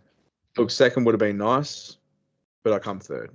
Mm-hmm. And I obviously James had put such heaps of work into it. Mm-hmm. He deserved that first place. Yep. You know, and like such a nice, humble guy. Is he from And Fenry Strength? I think so, yeah. Yeah. No, actually, I think he trains out of a commercial gym. Oh, okay, then different guy. Sorry, I'm thinking of different guy. Yeah. Yep. Oh, I think I know who you're talking about. Yeah, okay, yeah. I know who Yep. you're talking about. I can't Yeah. remember the guys. Neither. I haven't met him. But yeah, he literally trains out of a commercial gym. Yeah. Wow. Like I was actually joking around with him the other day. I was like, bro, you almost took the fucking guy's head off. Because I think he's using, I don't remember the fucking pads he's using, but he literally dropped a log and bounced like fucking 5 foot in the air. And this dumbass guy goes and sits on a plyometrics box right next to the log. And I reckon if he was sitting there close, he would have fucking just copped the fucking log straight to the teeth. Oh wow. He goes, "Oh, fucking guy shouldn't have been sitting there." True. I was like, "It is what it is." I'm like, "You make stupid choices in life. Well, here's your stupid choice." Yeah. Yeah. But yeah, no, it was kind of cool doing ACT. And to be honest, like I've never competed outside of Vic, Mhm. and I was like in strongman, I've never done anything, so that was kind of really cool. Mhm. I I actually ended up meeting some really fucking cool people over there. Obviously, Bryce took us out for dinner. Yeah, I saw that chatting. I Or saw the group. yeah, I was in there. I had my reasons not uh, to be there. it was like- and then I remember I was sharing a room with Chris Merriman, Chris Kamikaze. Yep, yep. He looks like a good dude. I haven't got a Yeah, chance to meet him. it's so fucking funny.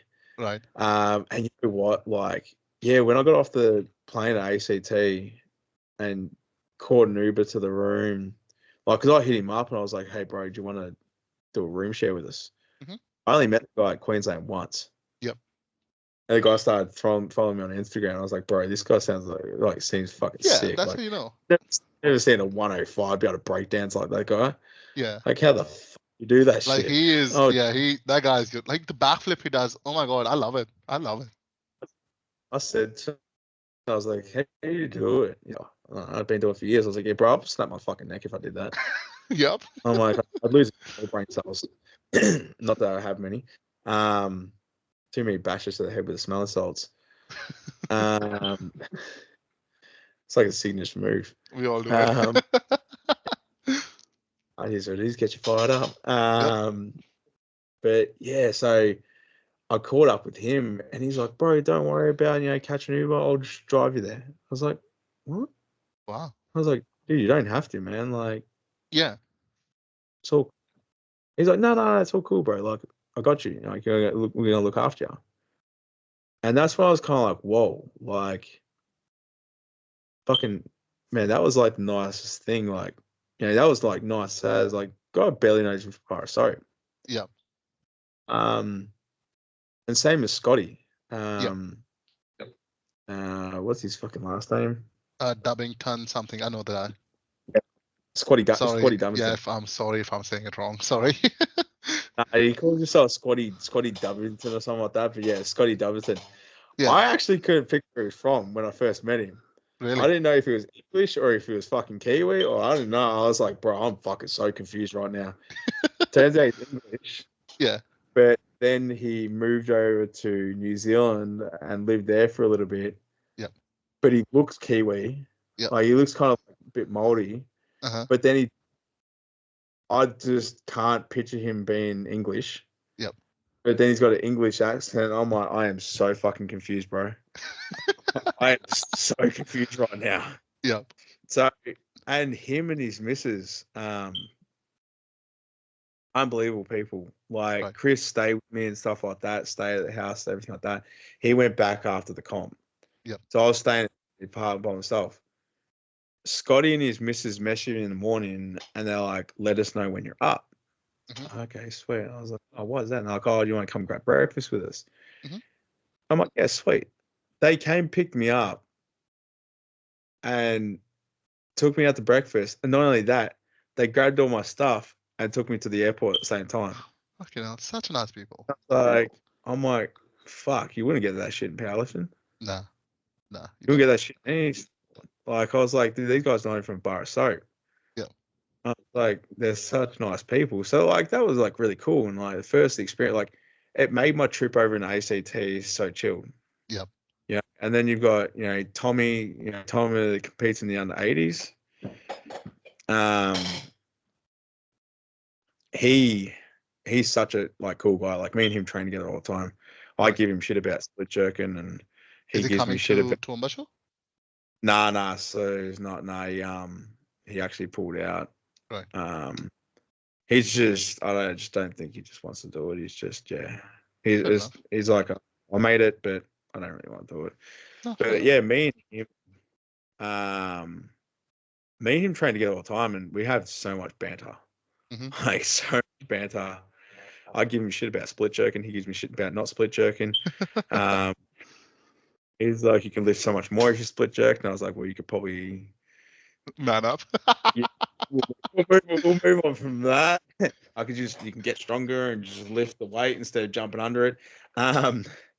But no, like, and I've still got photos on my phone when he hacked my phone and decided to take a whole bunch of selfies. Yeah. Um, but yeah, so that was the first time I ever competed over there, and I made it to ASM. And Yep. Lee said to me, "He's like, we got a fuckload of work Yep. to go, and no shit, last program, I thought I was going to fucking die. Mhm. Like Lee gave me the most disgusting shit I've ever done. Mhm. Um, and it was literally all just overhead orientated Mhm.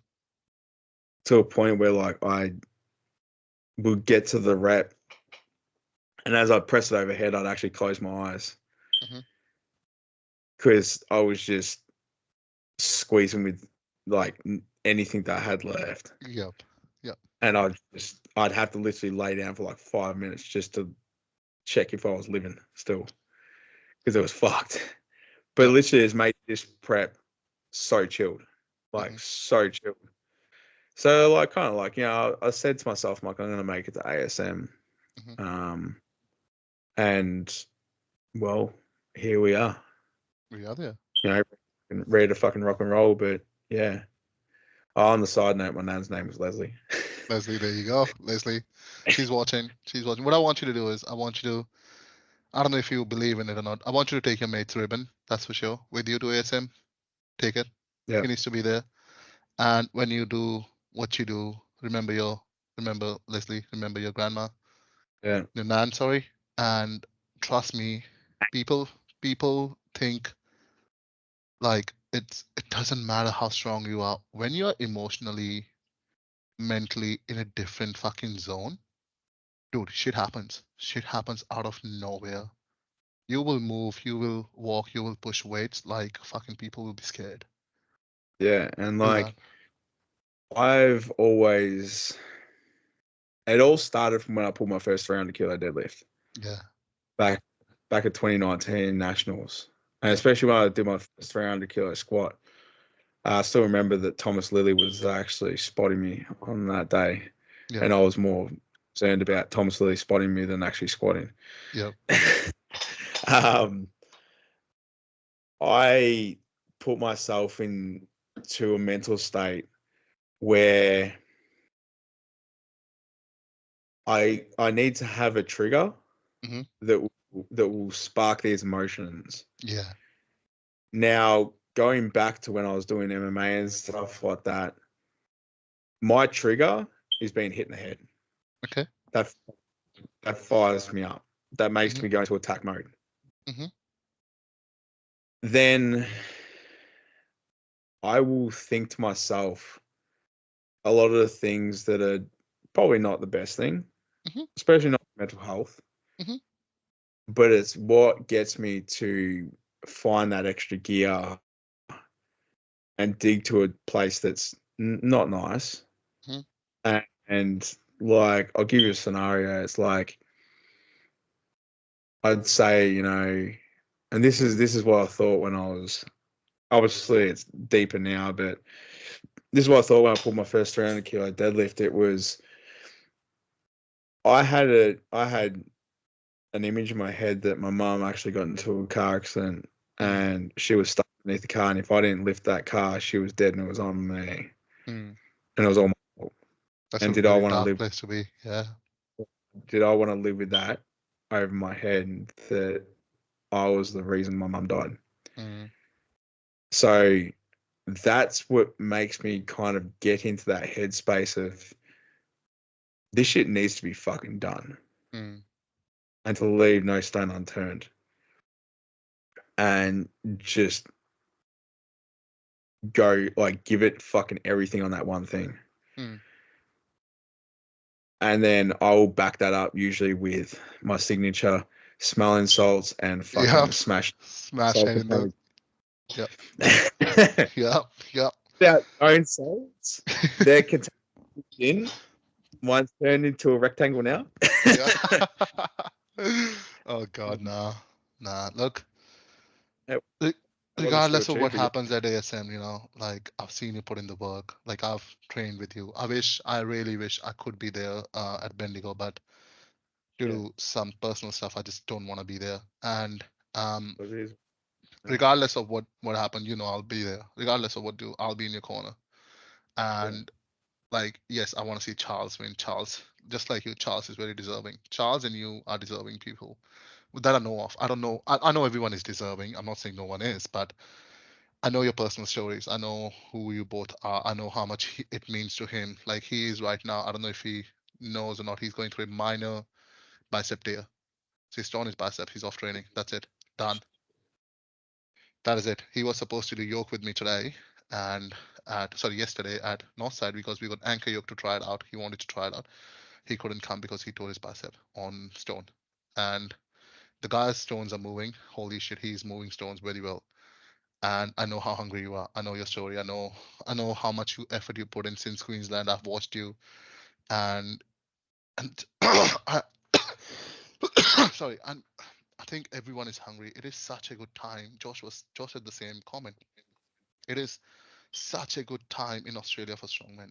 Guys who are coming up, 105s, heavyweights, even under 90s, under 80s. Yes, the lineup is pretty slim. Like it is slim. There are less guys, and people got to show up to do the show. That's how yeah, you grow the sport. But it is very exciting time, especially in females as well. Like, look what your partner's doing, Nick Wright. Holy shit. She's not a big girl. She yeah, is, but she is fucking put a statement out there. Two people who put statement out there last year, Megan Clark yeah, and Staffy Strong and Nick Wright. Holy shit. Like these girls are under 82 dominating. Like they dominated yeah. under 82s, but they gone out and absolutely dominate. Mm, Like heavyweights as well. And like that just shows you it's a very exciting time for the sport, and obviously what Mason, AS, Tiffany, everyone is doing for AS, like how much shows they're bringing in, like Log Dead. Now we have, instead of just one last year, there was only one chance to go to OSG and obliterate. Obviously, that's a different show, not an AS show. But now you have Log Deadlift and stuff plus AS, so they are growing the sport as well. So they are doing everything they can. But I think it's an as an athlete, they are only able to do that because the lineup is so good. Like yeah. most of our athletes from heavyweight, they have gone overseas. McCully, Josh, Luke Reynolds, Sean Gillis, Jordan Osborne. Who else am I missing? Who's done an international show? Who Josh else has done it? Black has done it. Josh Padaga, yeah, Josh has done it too. Yeah, like look, there are like 7, 8 guys. BJ is looking good. BJ Stone is looking very good. Like all these guys are. He's done it. This just won a pro show. Come second at the pro show. Yeah, Um, like everyone, Tyson's gone overseas. Lee's gone overseas. Under 64, everyone's gone overseas. Bias, you hopefully, I hope you, instead of just finishing at AS, I hope to see you in a world stage. And I yeah, hope AS Drive makes you even more hungrier to go to AS. Like, next step will be AS becomes a stepping stone for you to go to worlds, because I see the potential there. And yeah, like it is very exciting time for strongmen or to be in the sport here. And like, dude, you're hungry. I know you're hungry. I know it means a lot to you. And just with that alone, you can fucking destroy like the whole yeah, field. And that's the thing. And I am very excited. Very, very, very excited. This show is something I'm gonna watch like a globe. I know it's next, not this weekend. This weekend I'm at helping at Meatstock, but next weekend I'm gonna sit like glued to the TV, fucking watching this show. yeah, Because again, like my boys are there. I wanna be supportive, and every single person who is there deserves to win. But unfortunately, there is only one first title. Whoever gives it all, yeah. whoever wants it more, gets it. That's all it is. And I hope To it's be you. honest, to be honest, Yeah. second place, first, last place. Second place is first, last place. That is correct. If you're not Yeah, first, you're last. I believe that. 100%. If I you're not am first, not you're a last. That's I'm not big on participations. I'm not, never been. like with Instagram warriors saying People, that he didn't make it. Be like, yeah, if you're not first, yeah, you're last. yeah. I personally, but that's just me. People have different views and opinion. I come from a background where it's a very competitive. Being an Indian, you have to compete for everything, school, everything, right? If you're not first, you're last, and you're compared to everything. and that's what drives me. If I'm not first, I'm last. So, Harley fucking Hughes, will Yeah. you compete at log, dead, and stone? Would you I see guess I me? bet. You have And to, right? You have to. Would you see? Obviously, would I get a chance to see you and Tyson go one on one? And Lee, and Lee, yeah, right. yeah, cool. I I will. guess. I've already put it I see. out there. You will see me make history. I will pull the stone which I want to pull. Done. There's a You're lot on. happening that day. There's a lot riding on that day, right? Let's go. You want Let's go. to give you the pleasure of the salts? Oh, I have to pull that stone no matter what. I have to. Yeah, I'll give you the salts. You want the salts this time? Yeah, oh, give me everything. You pull that deadlift. That's your like, plateau 340. Let's Not even let's sure. hopefully God fucking not with that fucking attitude. Let's set the goal, right? Let's say for personally, I don't know if Tyson will do this or not, and I hope he does, but not at the risk of injury, not at the risk of his bigger comp, right? I would love on a Yeah. perfect day, I would love to see Lee Shaw take the log record under 90, the world record or whichever Yep. one he's going for. I would love to see Tyson pull 400 deadlift on that day Yep. as a personal goal. I would love to see you conquer your 340. Yep. Yep, and I would love to see. Oh, obviously, I would love to see Nicole do what she's planning on doing. I can't reveal what she's doing. I can't, unfortunately, due to personal reasons. I can't. I made a promise to my coach, and I'm not really revealing until she's ready to tell the world what she's doing. I'm excited for that, what she wants to do, and I will fucking do whatever it takes to pull the stone I've promised to pull. I want to Done. see on a You're perfect day. Let's do that. Let's do that. Let's make history together. Beyond the day. History in channel. the sense is like Tyson doing Tyson thing, Lee doing Lee thing, you conquering your demons, I do mine. That's all. That's Yeah. how it works. Let's do it. I better Let's see just your fucking. fucking name. If you back out on me, I will come to Melbourne to whoop your ass. I will actually message Nick to whoop your ass. You better be there. The last thing which I want to end this on, um, and the main reason I do this, how two questions actually, it's a two-part question. How is a life as a man for you? Your personal experience. It's a very controversial question. Good and bad. Good and bad. What's the good? It's difficult in some ways Uh-huh. because you can't open up as obviously I have this very like people see me and see this, bigger guy and stuff like that. They don't expect a guy like me to cry. Yeah. They see me, I'm a very I can be very standoffish. Like I try not to be. I try to open up a little bit and I try to actually be a little bit more inviting to people because they see me and they go, fuck, he's intimidating. He Mm-hmm. has neck tats, he has tats. Mm-hmm. He's big, he's fucking, this, that, and everything else. He's very like, and they see me on Instagram and they're like, fuck, he's very aggressive and shit like Yep. that. Yep. Well, that's not the case. Mm-hmm. And people would never in their pink fit expect me to cry, Mm-hmm. expect me to ask for help. Mm-hmm. And there's only been a few people that have actually seen me cry. Now, probably a lot more people have seen me cry now. Um, Mm-hmm. it's a fucking live video. I can't get rid of that now, can It's I? it's okay to cry, and this is what I say.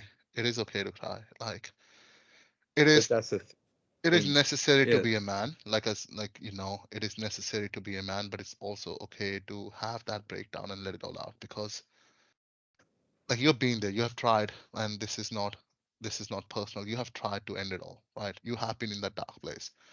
You have Yeah. been injured with your appendix and stuff that you have almost died, right? You have had a loss of your loving family member that you wanted to probably end it again. Depression is something as a man you will always fight. You fight it every day.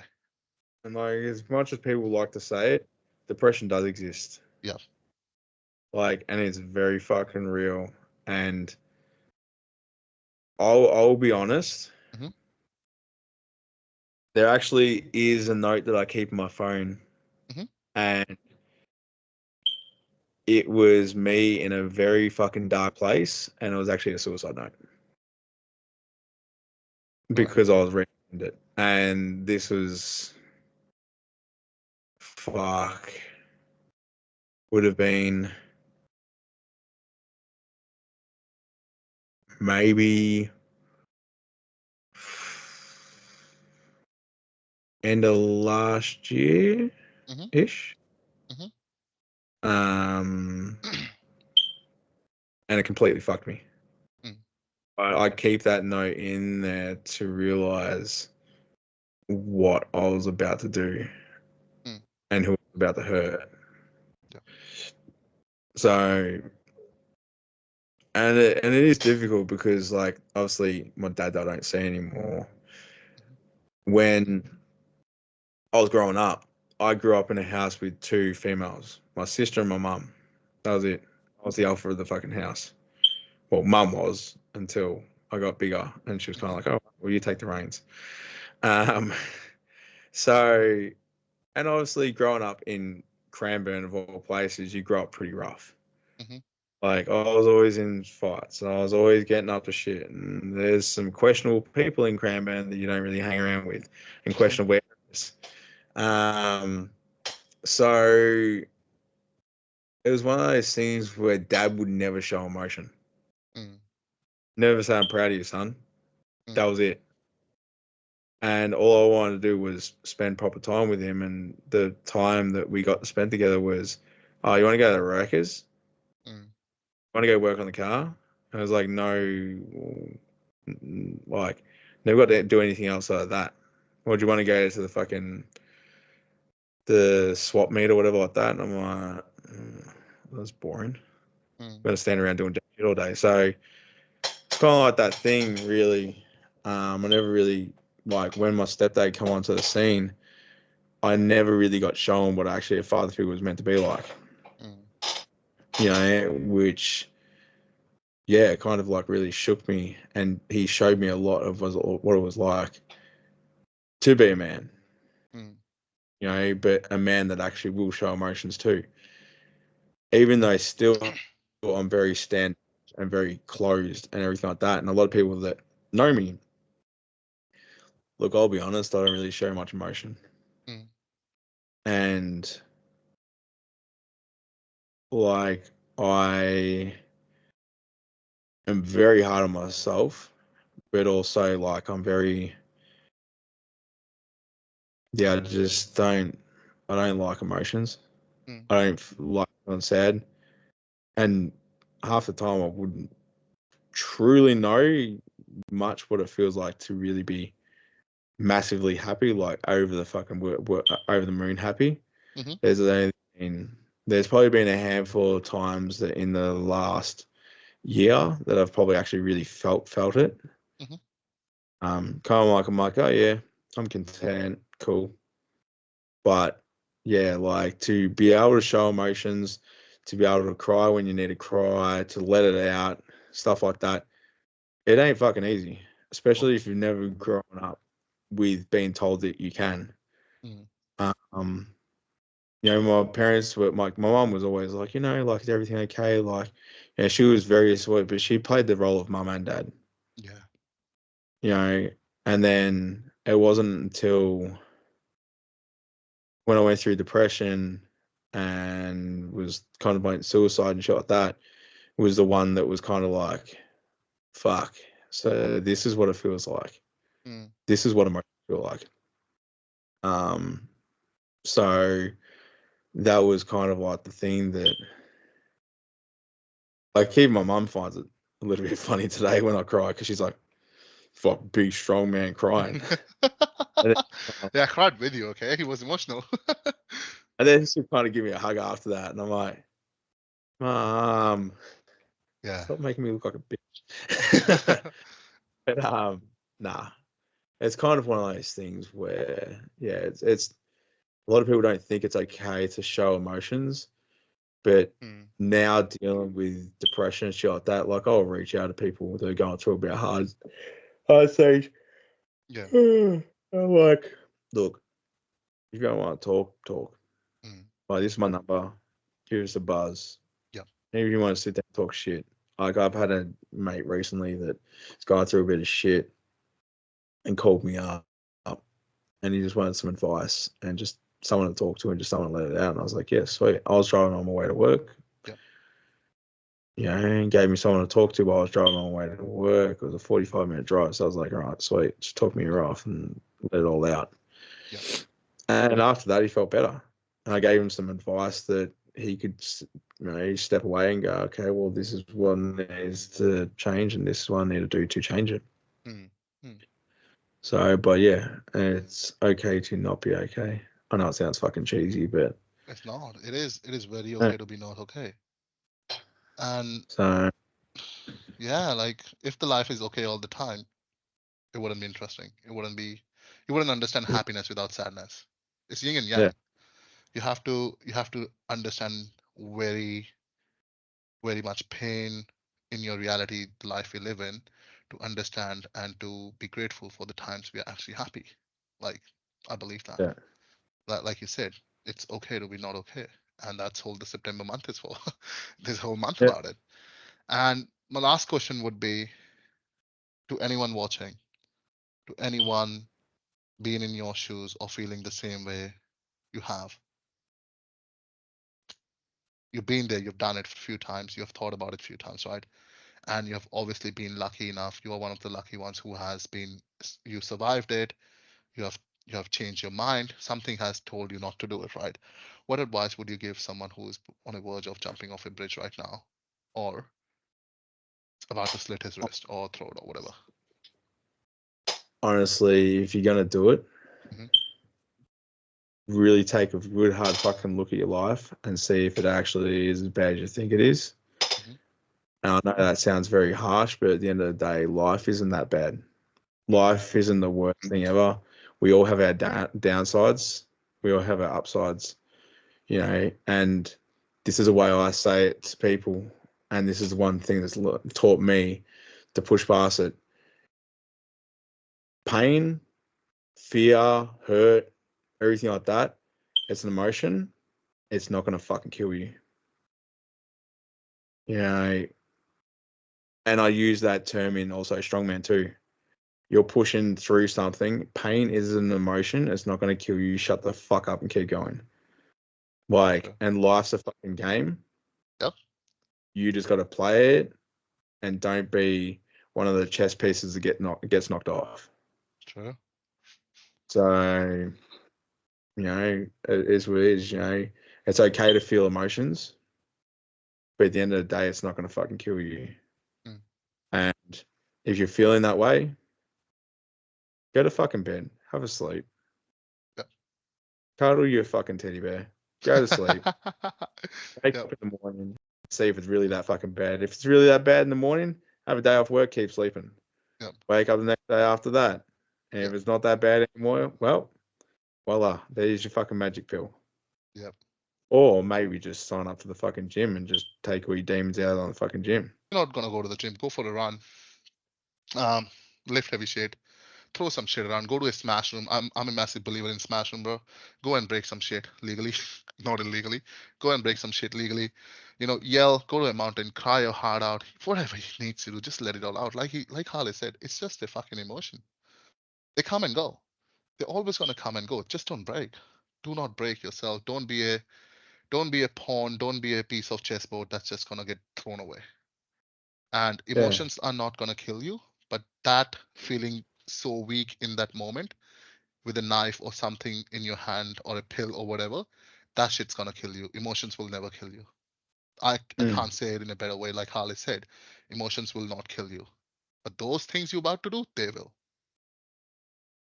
Mm-hmm. So if you are thinking about it and you're watching this video when it comes online or whatever, listen to him. He's been there, he's done it, and it's not worth it. I am grateful he's here. I am very grateful, Harley. You are here. If the thought ever comes to your mind, obviously, I hope. Oh, look, I can't stop it. There's always going to be time where you're going to think about it. I think about it all the time. Sometimes, one of those days. But if it comes to you, man, I hope you realize world is a better place with you in it, not without it, and you will leave a collateral damage. Yeah. You will leave a very big collateral damage and the potential that people see in you. I don't care if no one sees potential in you. I do. And I'm gonna be honest with you, Mm. not because if you're in a bad place or I'm trying to suck your dick or nothing like that. It's just a man to man. I see potential in you. I've never form a bond with someone very quickly because I've always had trust issues with people. But you Yeah. and Nick are one of the peoples I have. I do trust you guys. You know everything about what I'm going through as much as Nicole, my coach, does. So I have that. So I don't care what people say. I see potential in you. There's a reason you're on my podcast. There's reason, like I said, I don't invite everyone because I don't think this is a platform for anyone to just jump on. But I always think if you have something to say, if you've been through something, you have a very good message to share, and you have turned your life around, like you have. You weren't dealt a very good hand growing up. You didn't have a father figure. Always been a troubled child. Always been used as a bad example, bad person, anything you want to say, right? But today, you have made yourself a business owner, a very successful full time. You have a full time job. You have a very successful partner. You have a very successful business. You have a very successful community behind you, and you are successful. People care about you, and you do care about people. And to be honest, fuck those people. And a big fuck you to whoever said and didn't believe in you. At the end of the day, you don't need a whole village. You only need one person. Hmm. You only need one person to believe in you, and I hope you already have that. If not, I believe in you, bro. I do. I Hmm. really do. And to whoever those people are, wherever they fucking are today, let's kill them with success. That's all I have. And that's like that's one thing I really mainly like complete kind of believe in. It's like fuck the haters, Yep. fuck you all, fuck whatever you fucking said about me, because you know at the end of the fucking day, Yep. you and it sounds pretty fucking grim, but it's like at the end of the day, you do something that has never been heard of or been done before in the world, Hmm. and people remember you. Exactly. But at the end of the day, you do nothing but hate on people and just do nothing with your life. Yep. Like just live day by day and shit like that. People get sad, Mhm. and then after they're kind of like, who was that guy? Exactly. You know, leave your mark in the fucking world. Hmm. Don't think the world's gonna come to you. You go to it. Correct. Couldn't have You said it know. better. So like we get dealt fucking shit hand of cards. Deal with it. Deal with it. Yeah. Deal with it. Fucking Make something of it. the game of motherfucking poker. Exactly. And that's exactly we're gonna leave it today. Look, it is late. It's like probably 1 o'clock at your place where you are. Fucking hell. Thank you so much for your time. It 20 is, past but one. Ah, pretty shit. much one. There you go. See? There you go. Um, What's sleep? fuck. There's a reason we do this. There's a reason we are here, like trying to record this podcast, trying to convey a message. Our message is not based on hate. Our message is not based on trying to fuck people over. Nothing like that. Our message to you is literally this: we struggle. We do struggle. Struggle is okay. Everyone struggles, right? Don't spread hate. Don't hate on anyone. Let people have their, just in today's podcast, let people have their moment. They have earned it. If you don't agree with it, keep your mouth shut, walk the fuck away, have your opinion to yourself. Don't make it public. Don't take someone's moment away. Secondly, if you're struggling, come and talk. Reach out to helplines, reach out to whatever you want to reach out to, whatever you feel safe with, your mates, your family, your mother, your father, your neighbor, fucking whoever. Reach out to us. Reach out to us. I'll put Harley's Instagram on this podcast anyways. Reach out to a random person, but take that fucking step to reach out because we know when you're struggling, you are very good at hiding it because you've been doing it all your life. And sometimes people can't fucking read your mind. But once you reach out for help, once you ask for help, people will come. They always do. If we don't help each other, then nobody will. And lastly, if you reach out for help and the person doesn't come through, the person who doesn't come to help you out, you're a fucking piece of shit. You should be on the fucking receiving end of that fucking whatever the other guy's going through. Don't be that guy. Reach out for help. Even if you don't know anyone, please reach out. It doesn't fucking hurt to help others. It will come back to you in karma. I don't know how it's gonna come. It will come back to you and you will fucking gain. And even if you don't, you just fucking saved your life. You just are a better person. Just don't be that person who fucking doesn't help anyone because You have been dealt a bad hand, you have had your heart broken or your trust issues, whatever it is. Be the bigger guy and help everyone. And if they fucking take misadvantage of you, that's okay. That's on them, and they probably needed that. But don't change yourself. Spread positivity, spread love, crush it in your gym, crush it in your life, crush it whatever you're trying to achieve. Go and make the difference. And lastly, but not last but not least, Harley, please win the comp because I would want you to see the comp. If not Charles, you. If not you, Charles. That is all the fucking first pick I have right now. And I've been honest about it from the very first go. I want my boys to win, and I'm very, very loyal and protective of my boys. It's you or him. But regardless of what happens, I will see you at Deadlock and Stone.